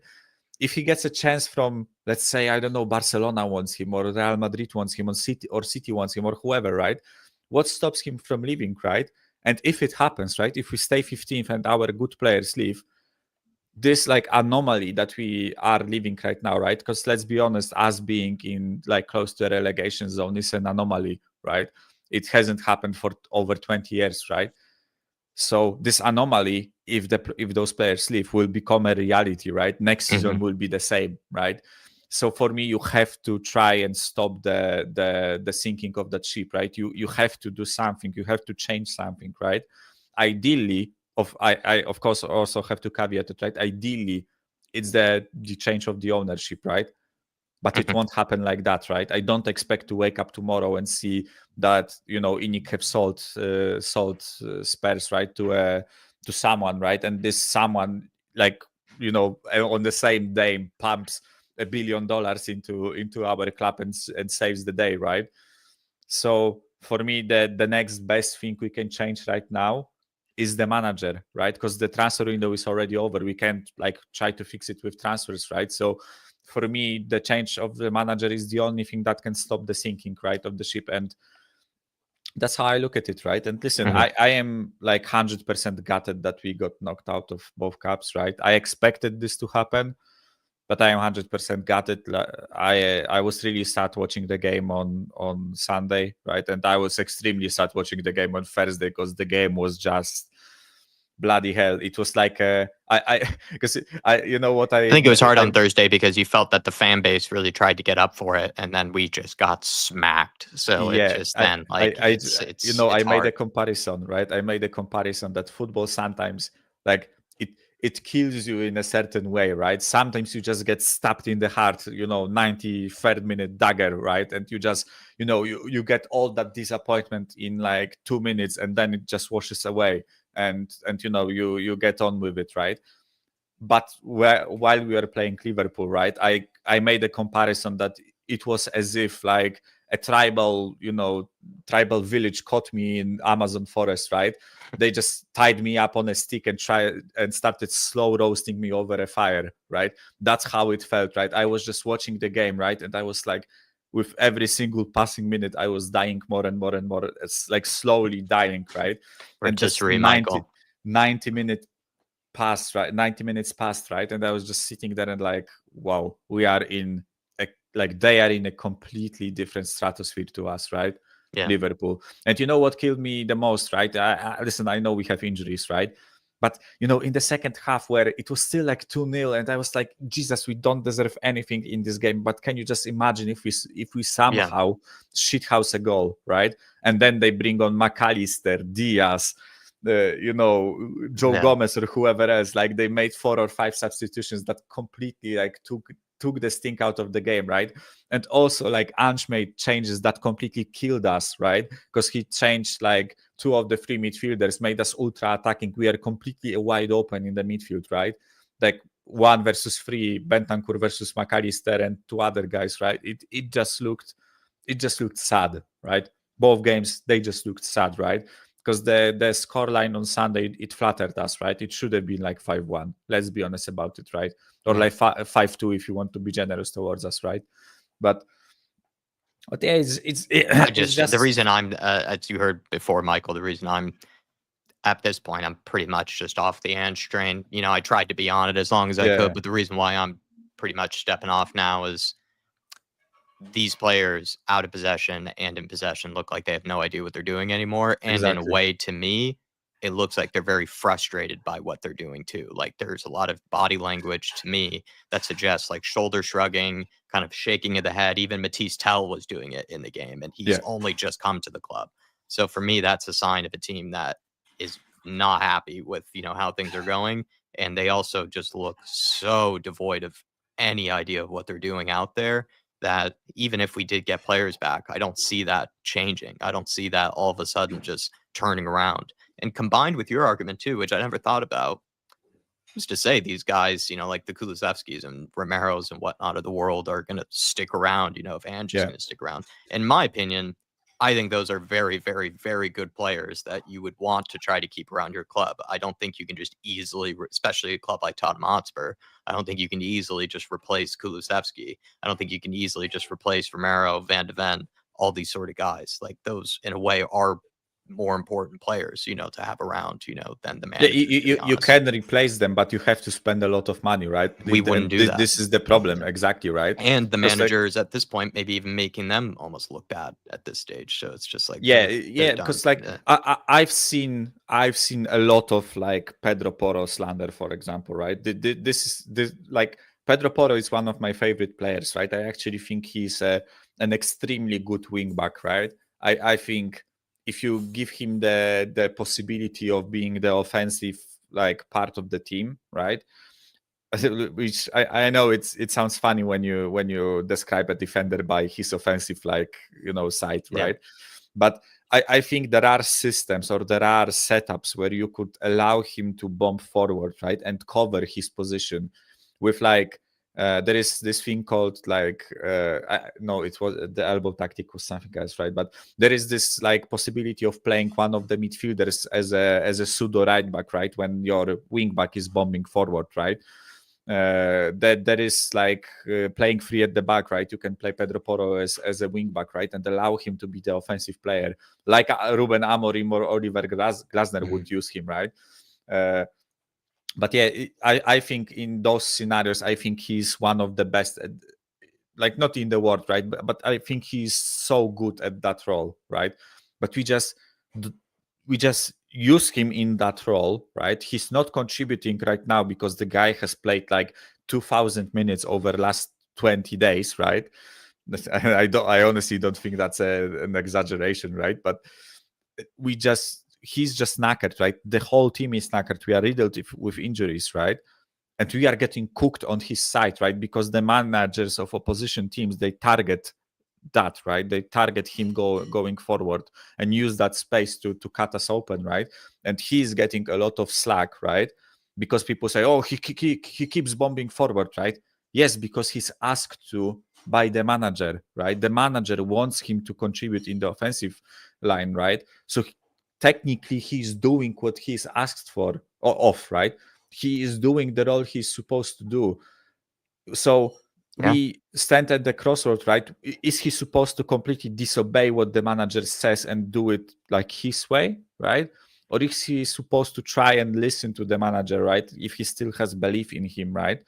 And do what the manager asks him, right? Yeah. Another and even...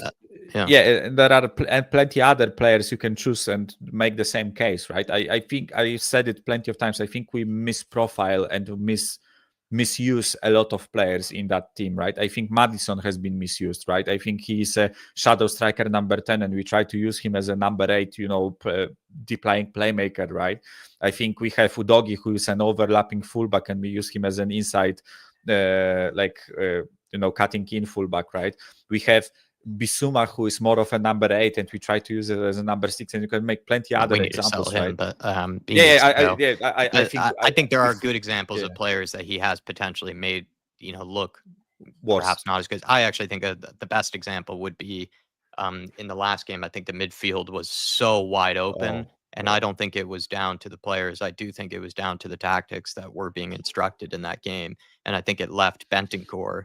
Honestly, I felt for the guy because I felt like Yeah. there were periods where Bentancur was watching like 5 players on the Villa team running at him in the back line. And I don't know what you do in that scenario, you know. And I think he actually gave who up. are you supposed to mark, right? Where are you supposed to go, right?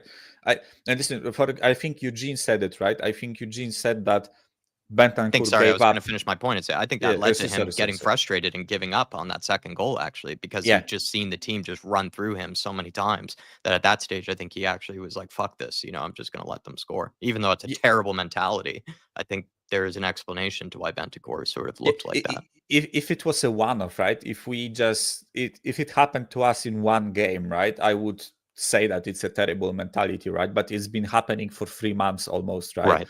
So like I understand they are human, right? They at a certain point they just look at what's happening around them and they are like, F this, right? I can't, right? I can't bust my nut for 90 minutes, right? Just running around like a headless chicken every 3 days, right?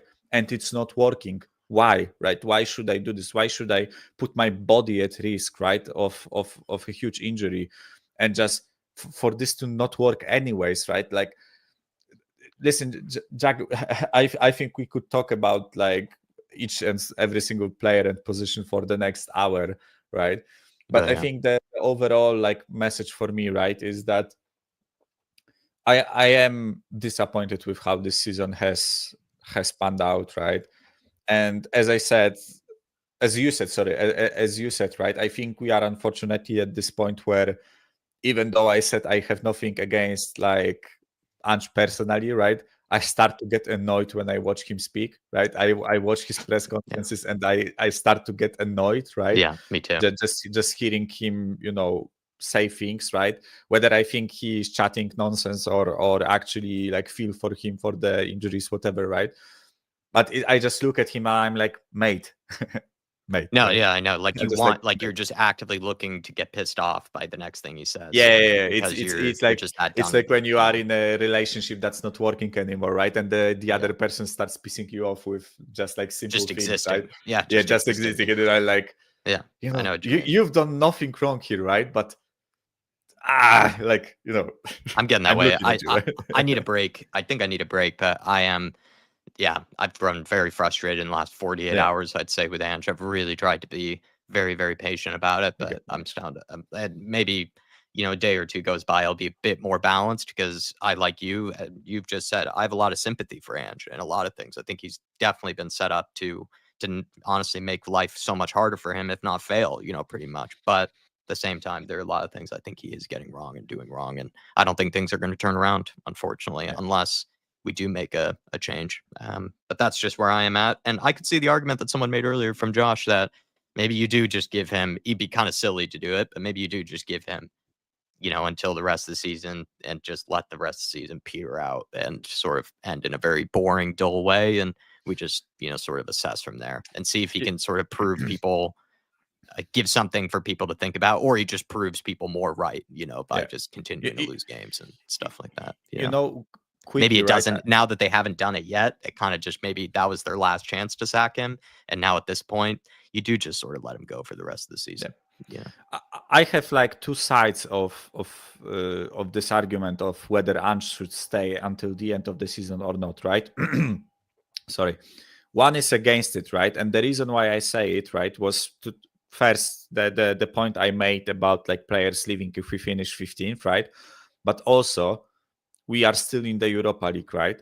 And under Ange we are not winning it, right? But I will keep saying this, right? I think we are one of the better teams if we have our players, right, in that competition. I'm not saying we are definitely going to win it, right? Because like if we face Athletic Bilbao in the semi-final, right, they have enough quality to win, just outright win, even if we have a different manager, right? There are like some teams that can do this to us, right? But I think we can be competitive in that competition, right? So that's my one argument against Ange staying, right? And the argument about players leaving, right? But there is one side of the story where I'm like, and it's really cynical, right? But as long Ange stays, right, and it keeps being shit, right, it puts more and more spotlight on the ownership, right, which is the only side of this where I'm like, this is actually working in our favor in a sense, right? Because I see so many people that never ever criticize or just were really really neutral about the ownership, right? I see so many people actually start looking at them and what they are doing, right? And I think in this one like sick, like twisted way, it actually kind of helps us with bringing more and more people into that like Levy out movement and the protests and the just even online discussion, right? I've seen so many people willing to discuss the topic, right, where they haven't been in the previous years, right? That's a fair point. Yeah, and I this is cynical, right? This is a bit cynical because like it's using Ange and his failure, to get the benefit. I get that it's a bit twisted, right? But I would highly recommend like anyone that will be in the stadium against when we play against United, right? Keep in mind there is a march right before the match. There is a protest march before the match. There is the protest march, right? You can find the details on Twitter, right? There is a sit-in protest right during the match against United. So if any of you guys in the chat, right, if you are going, I'm not, right, if I was going, I would participate in all of that, right? But I will be at the match against Bournemouth in a month, right? If it happens at that point, I will participate in the protest, right? And if you can just try to support, just give numbers, right? Even if you don't want to shout and scream, even if you don't want to bring banners, right? I think you are at a certain point where we need to change the outlook of the protesters, right? When they were protesting with 200 people and they were getting taken the piss out of, right? And people were filming them. But I think the cause is good, right? And I think the more numbers they have, right? Or we have if I participate in it, right? I think the more numbers there are, it gets media coverage. It actually brings attention, right? Then I'm not saying it will immediately affect things, right? And immediately change the ownership, right? Because it's not how it works, right? Levy still has to agree a sale of $5 billion, right? Well, even a percentage of positive sort of impact, is the step in the right direction. Just a bit of an impact, right? Just show that we are not accepting what's going on as a fan base, right? Because I know that 99.9% of you here and on every single YouTube channel, we don't want this club to be like the way it is, right? Because it's a club with like beautiful history. It is a club that has won trophies plenty of times, right, in the past. And right now we are just in this like weirdest limbo, right? We just don't know where we are, what we do, like what's going on with us, right? And as a fan base, as a fan from abroad, right, I am extremely frustrated. So if you guys are there in England, right, and you have the means of like you have the possibility of helping the cause, right, just try and do it, because I think it matters, right? I think we should be showing our discontent with the whole situation, right? Well said, sir. Well said, sir. And thank you for being very patient this evening. And same time next week. It looks like. Thanks, Michael. Have a good rest of your evening, my man. Yeah, same time next week. Cheers, guys. Listen, appreciate your life. Be happy about the life. Spurs, I think we'll get better eventually, right? Just try to ride it out and listen. Spurs are on their way to somewhere. Maybe not Wembley this year, but we're on their way to somewhere. See you soon, Michael. Have a good one. Have a good one. Bye-bye. Bye. Big up to Michael. Really, really good guy. Makes a lot of sense, too. He's such a smart person, too, with how he talks and how he comes across. And going to bring on Rufus next. The sun is coming through. We're finding it actually kind of hard to see the computer screen, but hopefully I can click on Rufus and bring him in here. My Deutscher. There he is. Hello. Hey, Rufus. Ah, man. It's getting just harder and harder, man, to explain this club and the situation. Yeah, as you've heard today, I'm a moaning Melly or whatever it is. I'm like you. I need a break. I don't think I've been this despondent about Spurs since before Pochettoglu. Was it ever this bad under Conte or Jose? Even I've known you for a while now. No. Yeah, you didn't even feel that despondent then. I felt despondent, but I didn't feel this. Yeah, not this on the scale of it. I actually described it to someone like an iceberg. We're at the very. It almost feels like the despondent iceberg or the existential crisis of Spurs. It's like we're at the very, very bottom of the iceberg at this stage. I mean, just like Michael before me, I actually had no thoughts about us bringing anything back this weekend from either the Thursday game or the Sunday game. It's like I had them both down as losses. I said to a couple of people. About the only thing I can see at the moment is we do all right, seem to do all right in Europe. That's about it. But like it's like just like you were saying, I watch and Big Ange on telly and doing interviews, and I just switch him off because it just sets me off, Yeah, and that's what's unfortunate, isn't it, Rufus? Is that I actually I do think I still really like Ange. It's just I've gotten so sick of the losing, and then now in recent sort of months, I do feel like tactically there is a lot wrong that's going wrong, and I'm kind of just getting sick of everyone's face. Like I'm getting sick of Poro's face. I'm getting sick of Ange's face. I'm getting sick of Daniel Levy's face. I'm just getting sick of everyone really at Spurs. I mean, you just hit the nail on the head and said the magic name Daniel Levy, and I think I am definitely on Dave's side a bit. I can be a bit reactionary with my knee, but I'm a bit more on Dave's side of sort of like it's very easy to say Ange out, Ange out, Ange out all the time, and then not say anything about Levy. Good point. And he just sits on the sidelines and stuff. But it's like Michael said before. It's not a situation with Levy that's going to change overnight or over the course of a month, even. It's sort of like that's going to be a big one. And then there's the managerial question. I mean, he's still in the job, and I have said up until now, keep him until the summer because there ain't nobody else. But he even tries that patience. To speak for you or Dave, I don't want to put words in your mouth or Dave's mouth. But it kind of seems like I know what Dave has said to some degree before is that Ange has not in any way been set up to succeed this season. And so we're now in this position where we feel like it's become untenable. So we could have seen it happening. I think in Dave's eyes, it's like we sort of saw that happening from the summer. Like we knew that this wasn't, built in the way it should have been for this to be a successful season. So what's the point of sacking him then? And I think Dave's eyes, or if anything, what's the point of sacking him if he's kind of been set up to fail anyways? But I guess, does Ange have the tools to pick himself up out of this bad run of form and out of this failure? That's my thing, is I don't think he does. I think he has run out of clues, run out of ideas to sort of pick himself up out of this. And even if we get players back, I just, for some reason, Rufus, don't think the form is going to turn around.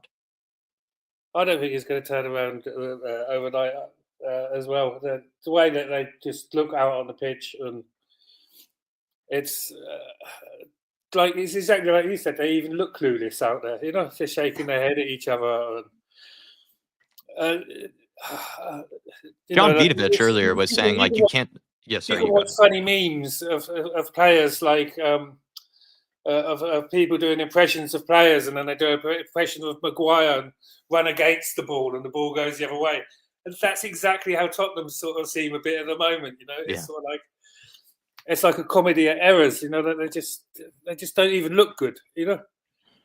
Yeah, I mean, earlier actually, I think there was a good comment. I was actually just trying to think of it, but do you think Ange Postecoglou should just be given till the end of the rest of the season?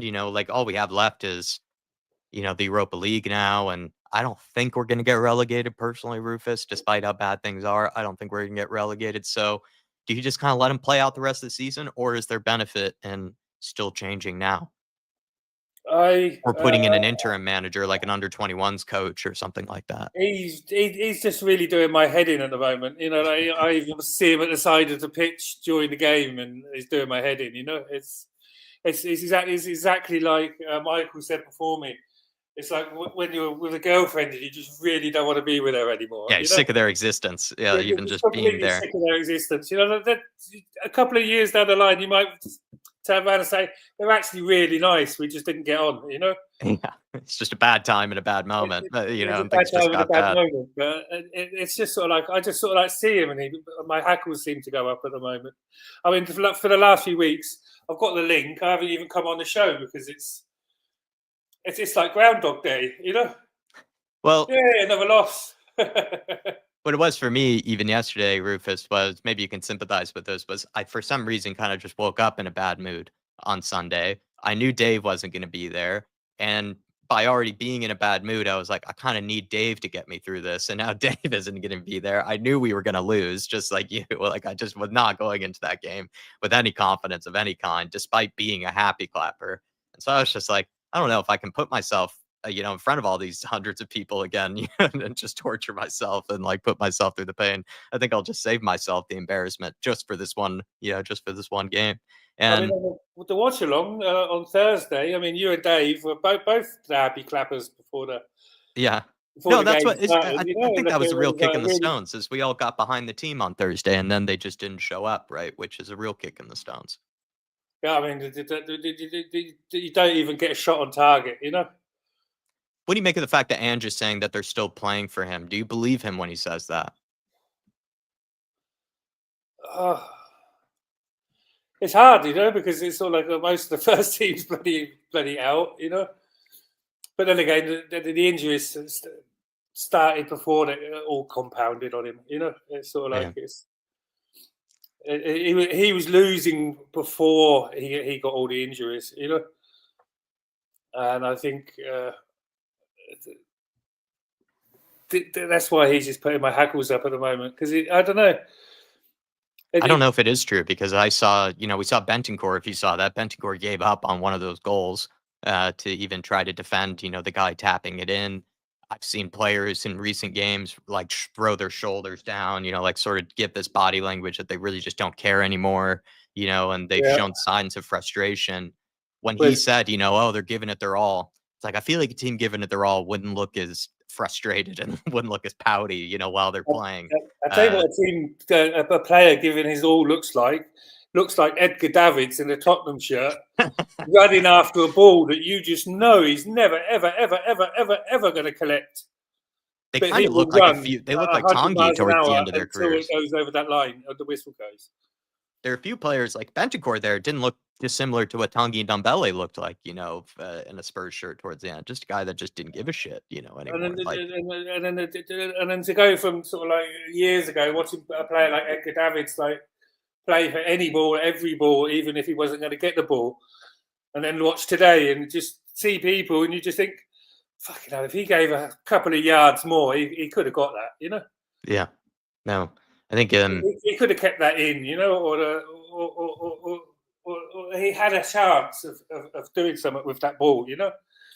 Whereas it's just sort of like you just look at it and they just give up, you know. I think he's a bit lying.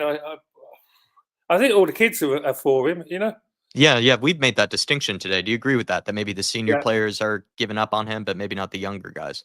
I think it's definitely some of the more senior players. And I mean, you look at players like Bentancur, it's sort of like, actually, you're coming back from illness and sickness and sitting on the treatment table. So actually, you should have more energy than people like Porro, who don't have any energy, you know?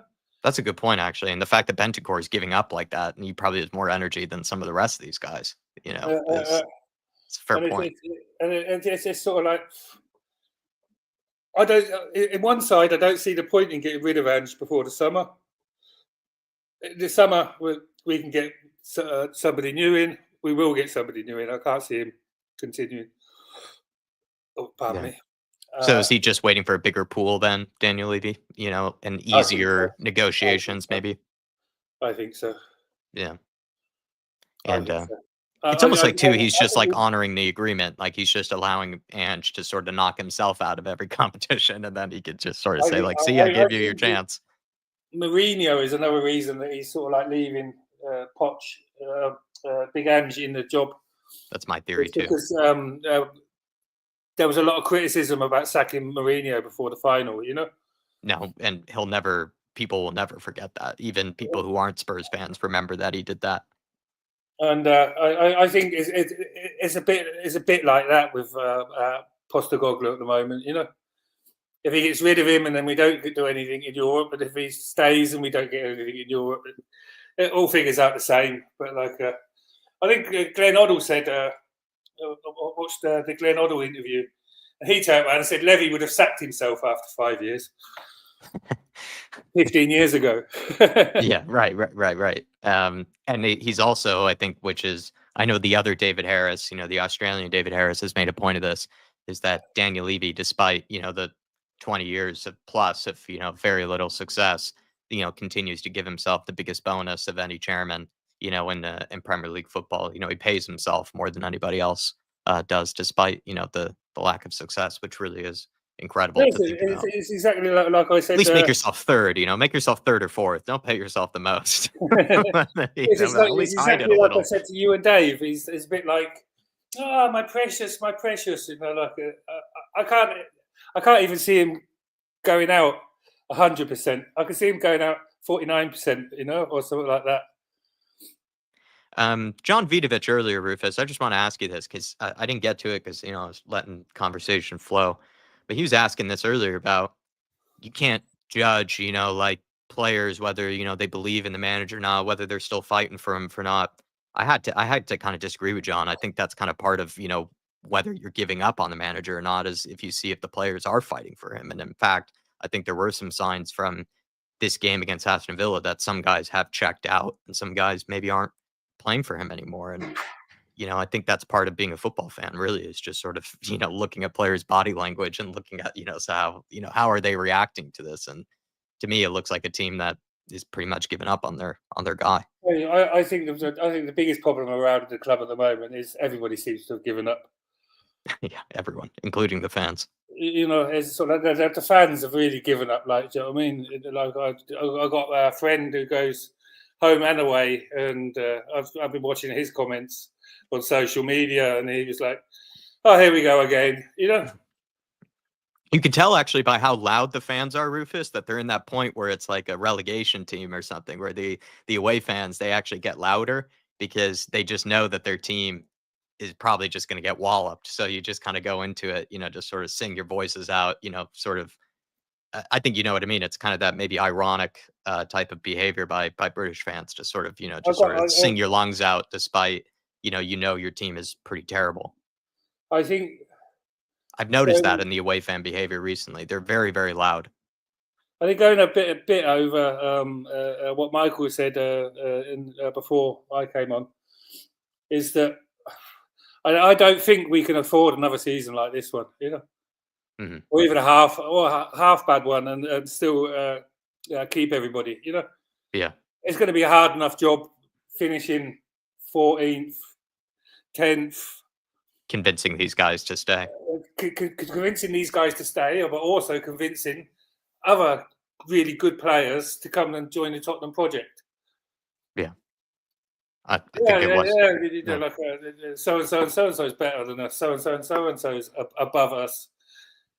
It's not going to happen. So I think we've got to steady the ship, and the steadying the ship is getting in new management, but not letting Levy off is probably. It is a point that maybe it is a point that very few had mentioned maybe before. What Michael said, like just the form itself, does that then mean we lose all of a sudden Kulusevski, Madison, Porro, Romero, Van de Ven, all of a sudden, in the next like 2 seasons. We won't lose them all. We won't lose them all. But yeah, Levy won't let them all go out of the pitch because he will be hanging up a noose for himself if they all go. Yeah. Well, also because he's invested so much in them, so to then see them so quickly go. I mean, let's be honest. I mean, a lot of us weren't that keen on Kulusevski last year when Kulusevski was out on the wing all year long. True.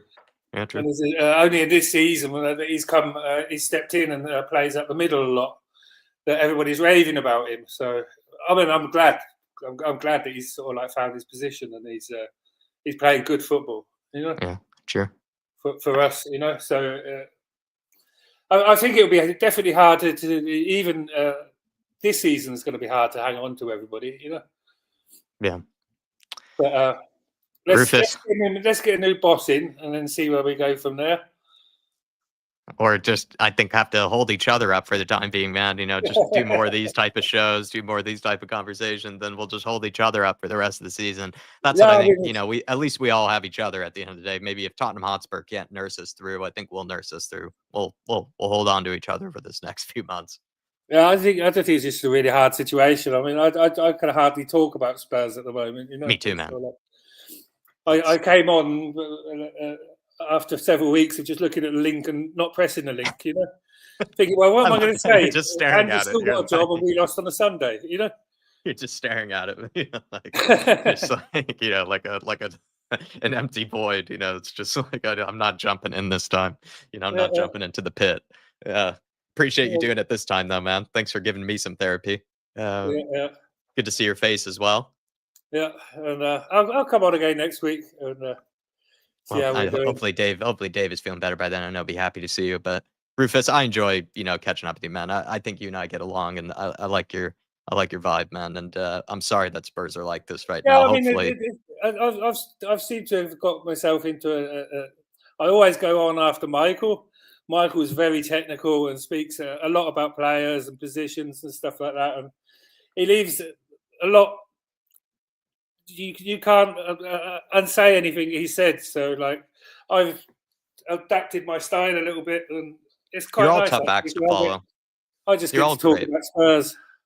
I mean, I'm looking forward to chatting with Betto, who's after you, who's actually kind of a bit of a newbie, to these. He's come back, again, which is really nice to see because he made a debut, I think, recently. But I mean, a lot of you guys tonight are some of the many regulars, and you guys are all tough acts to follow. I think you guys are all stars. You guys are, I mean, you really I think it's impressive. I think listening back to these fan shows, a lot of you guys, it's like a talk sport show. I mean, you guys make more sense than majority of the talk sport listeners, here on a regular basis. So I think we do a great job. You guys are all tough acts.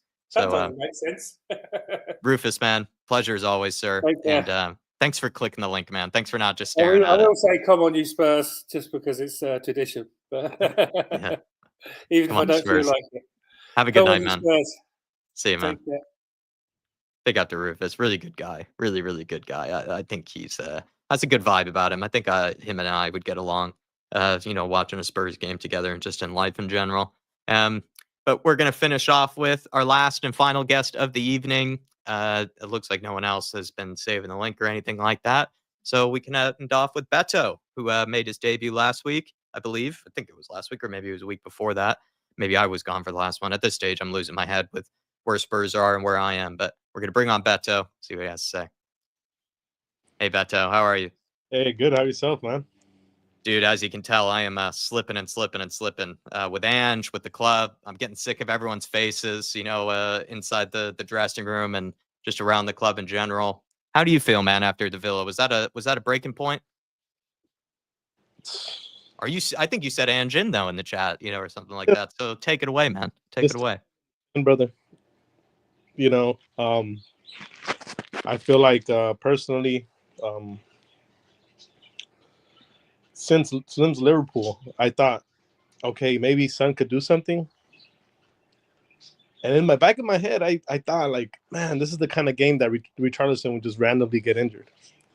I'm like, let that happen, And then a Tell debuts, and he'll probably score. That's my thought into it. It already, because I know Richarlison, I don't know what it is about him, but once he gets a little nick in the heels, somebody else is coming up, a new guy's coming in. He just tends to get injured, and he'll just get that back. Like, he'll just stay home and accumulate his money and just take that, And I feel personally that loss there, man, just let me know that Ange is just, his whole excuse is going to be, hey, these guys been playing for 2 months straight. Nobody has changed. Did you agree with that rant that he had? Did you think it made sense? In his standpoint, being in his shoes, yeah, why not? Yeah. I'll take that any day. I'll put that out there. It is a fact. And that's kind of what he's holding on to. Kind of these little scapegoats, little covers, little hits, I don't know, just little places he could hide under. He's becoming a mole, trying to find these little holes, something to get through, and it's it's fucked up because we're destroying this guy. We're killing this guy's ego. We're killing this guy's demeanor. Yeah. He can't even look at nobody in the eyes no more. Like his face in the interviews are just officially down and doesn't even respond. Like he normally would The pick color, like every Tottenham Hotspur manager, the color is drained from their face. They're white as a ghost. but blame there. Like I'm at that stage right now where I'm like, who do I blame for that? Like who can you blame other than just everybody's decisions? I mean, when they sat down and wrote that contract, then I just say give the guy more time. Let him, if he wants to die on that hill and you're backing him, you're saying, you know what? Fuck it. You might have a point. You're lighting up his little firework.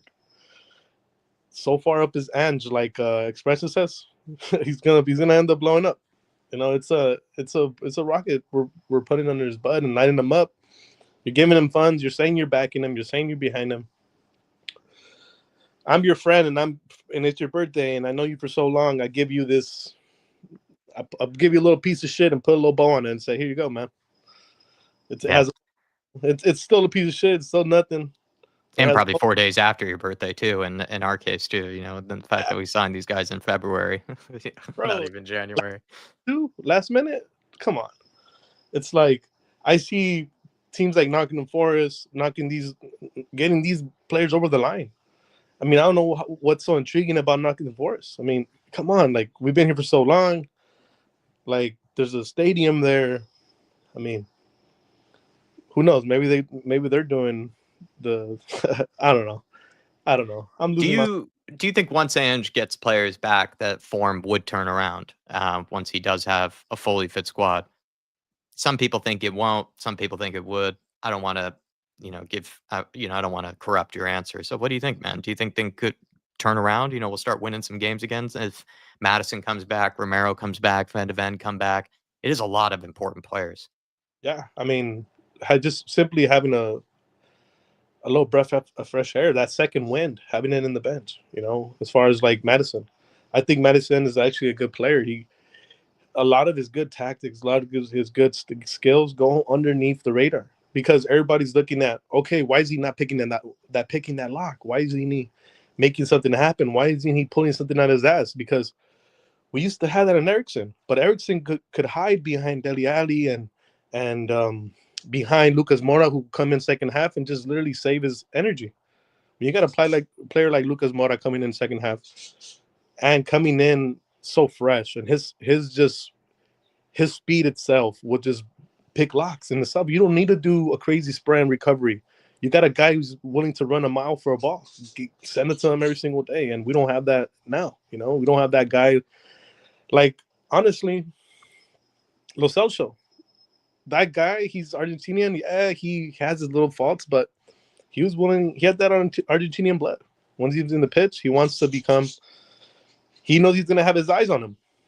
Believe it or not, he's playing for Tottenham, and we're a good club in that sense because we still could hold that to each other to say that we had good players at one point, and we need to go back to that. I feel like it goes back all the way down to that, man.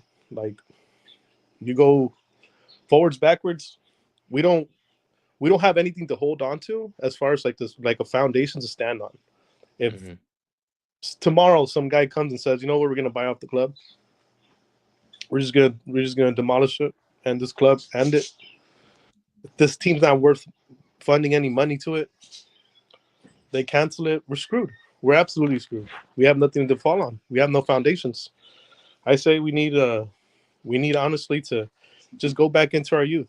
Stick with the stuff that works. These guys like Ajay coming in, making something out of themselves. You got players like so many other players too, man. Also, like the dude Olesi, that guy. Yeah, Olesesi, yeah. Olesesi coming out. That guy's been putting in work. I mean, we have players like Donnelly. We send them out on loan. I get it. You're trying to sharpen up his knife. I mean, we need them now. We need them today. Yeah. To big games where Son's been playing like how many games in a row, and he hasn't been doing it. With a little bit of time, he tries to take him out, playing for 30 minutes. He doesn't want to play 30 minutes. What did you make of Sonny's miss in that game against Villa, man? How did you react to that? I mean, he missed the crazy one. But I feel like he was maybe thinking, and I'm trying to give him the benefit of the doubt and say maybe he was thinking he was offsides. Give him that much. I mean, Yeah, that's fair. offsides, maybe he's going to get called back up, but it's like you got to finish that. You got to at least show that there's a little bit of effort. Yeah, try to have that little cheekiness in you to where, yeah, if they call it back, at least I scored, and I could say that, hey, I could have scored, and then you could go and take a shit in the corner, and nobody was going to tell you nothing because you made that chance. It would have been stupid VAR. We'll blame VAR. We'll we'll give him a scapegoat. That's he's a good guy though. I like Son when he wants to, he plays. But if I'm looking at it, I'm behind Ange. I'm behind these players. You got to give them credit. I mean, like it or not, they still got to wear that shirt every single day. Yeah. There's nobody, Ange doesn't trust the kids. You're gonna kill Son. He's not gonna want to do that extra run. Why? He has to play next week. He wants to be 100%.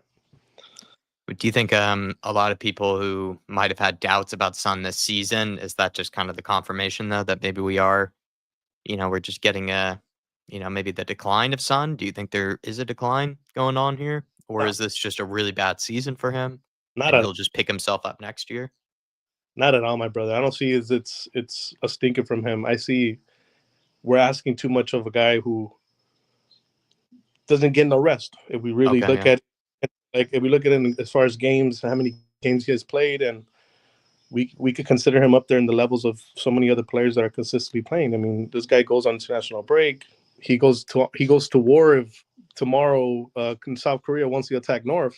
He's gonna be in that. He's gonna be part of the army. You know, he's probably a lieutenant or a sergeant. You know, and if he doesn't go, they're gonna come from him. They're already. That's what they held up on us when we had an aging player. He's not being given enough rotation. Yeah, exactly. And he needs that. He needs that because if on his day, he could do what any other player with talent could do.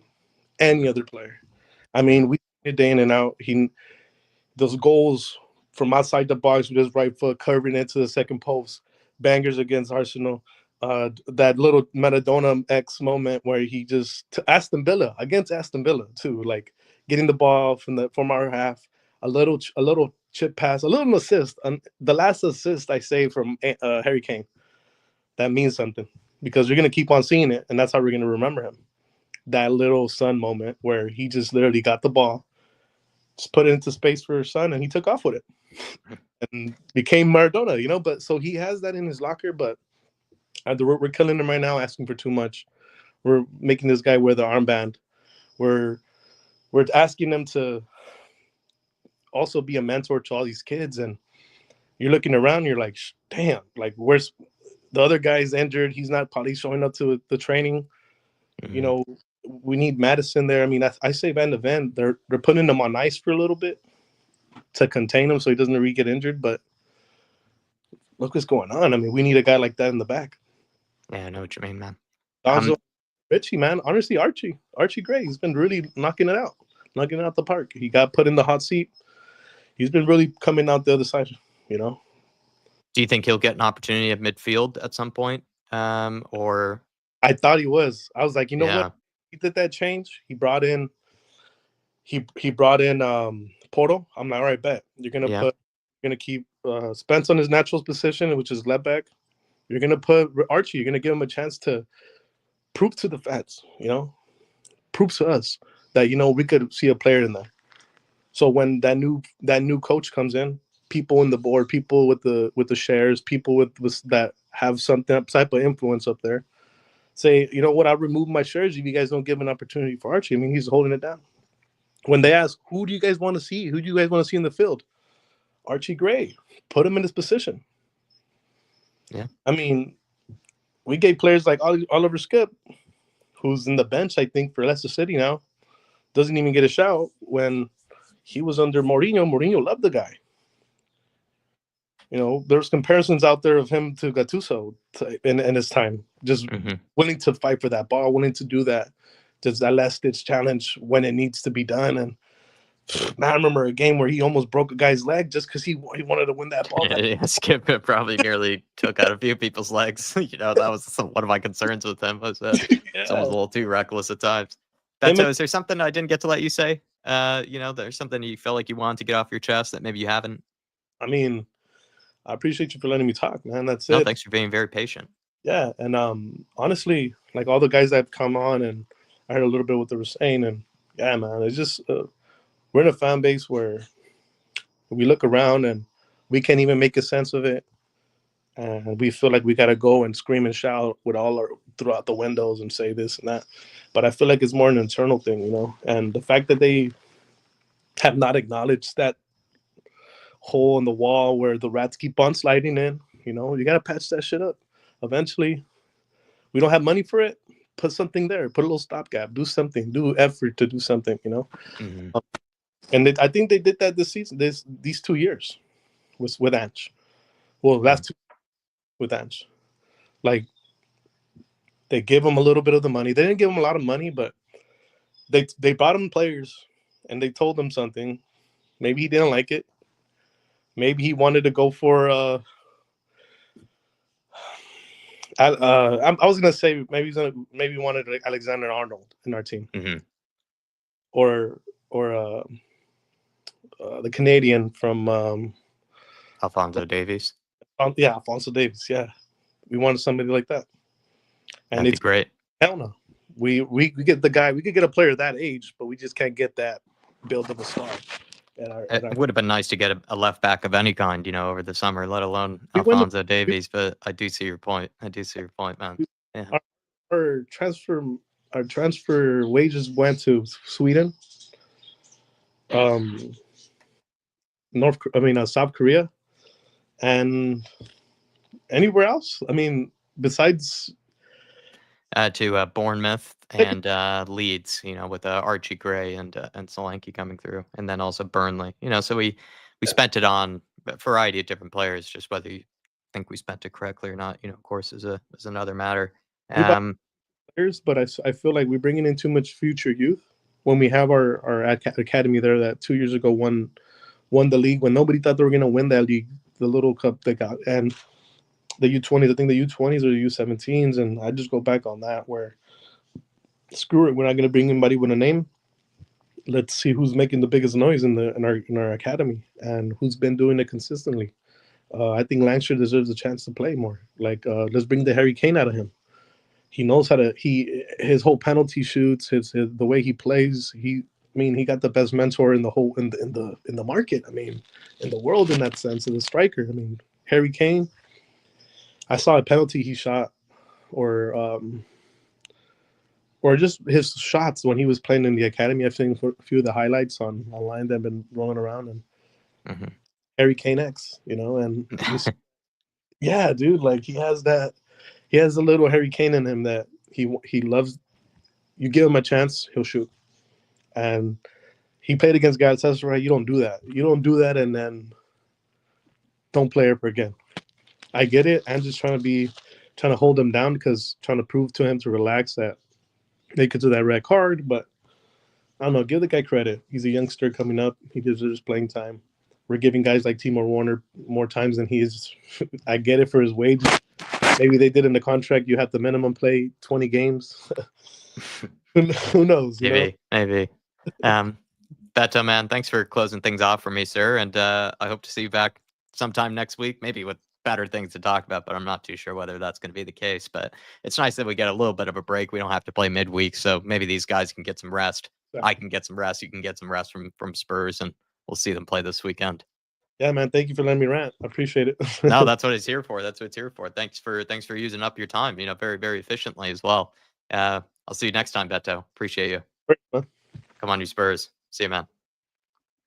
Big up to that guy. And also nice to see that he made his return after I spoke with him the other time. So please, everybody, big up to Betto. Anybody else that's been thinking about making a debut, there you are. There's your inspiration. Betto also waiting very patiently. So thank you guys for that. Everybody, tomorrow there will be, I know, probably a big upstream. We'll be doing one of the playoff games. I think Real Madrid, Man City is probably the one that sticks out to everybody that we'll be doing. That should be a lot of fun to be watching that. So you guys can watch that with us tomorrow on Big Up. Also, we can talk about Spurs, talk about life, talk about things that might be going on with you guys. And it's just a good place to sort of kick back, relax, take your mind off things, and just sort of get to sort of hang out, enjoy each other's company. So join us tomorrow for that big upstream. I'll put the link in the chat, maybe just while people are still in here with me, and I'll sort of wrap things up as we do here. But all the support over there really does help Dave and I a ton, by the way. So I'll just send a link to our page because I haven't put the stream up yet, but I'll put a link to our page. By the way, please follow us on that page. It really helps us out a ton if you do. So follow us over on that link. We'll see you all tomorrow for a big upstream for Real Madrid Man City. Should be a panel show if Dave is, feeling a bit better. I'll talk to Johnny and Sam, see if they are available. I'm not too sure. It looked like Johnny might have been out of town, but we'll see what sort of content we could put out live tomorrow. But yeah, look out for more content. Definitely a big upstream happening tomorrow. So please do join us for it. Helps us out a ton. And everybody, hopefully you enjoy your weeks. And sorry that there was no watch long pre-match build-up yesterday. Once I found out Dave wasn't available, I just wasn't in the best of moods to sort of, to get myself up for it. But I explained myself, I think, earlier in the stream anyway. So you guys probably know by now. And hopefully we get a much better Spurs this coming weekend. And I can eventually calm down by midweek. Appreciate you guys. Love you all. I will see you next time. Come on, you Spurs.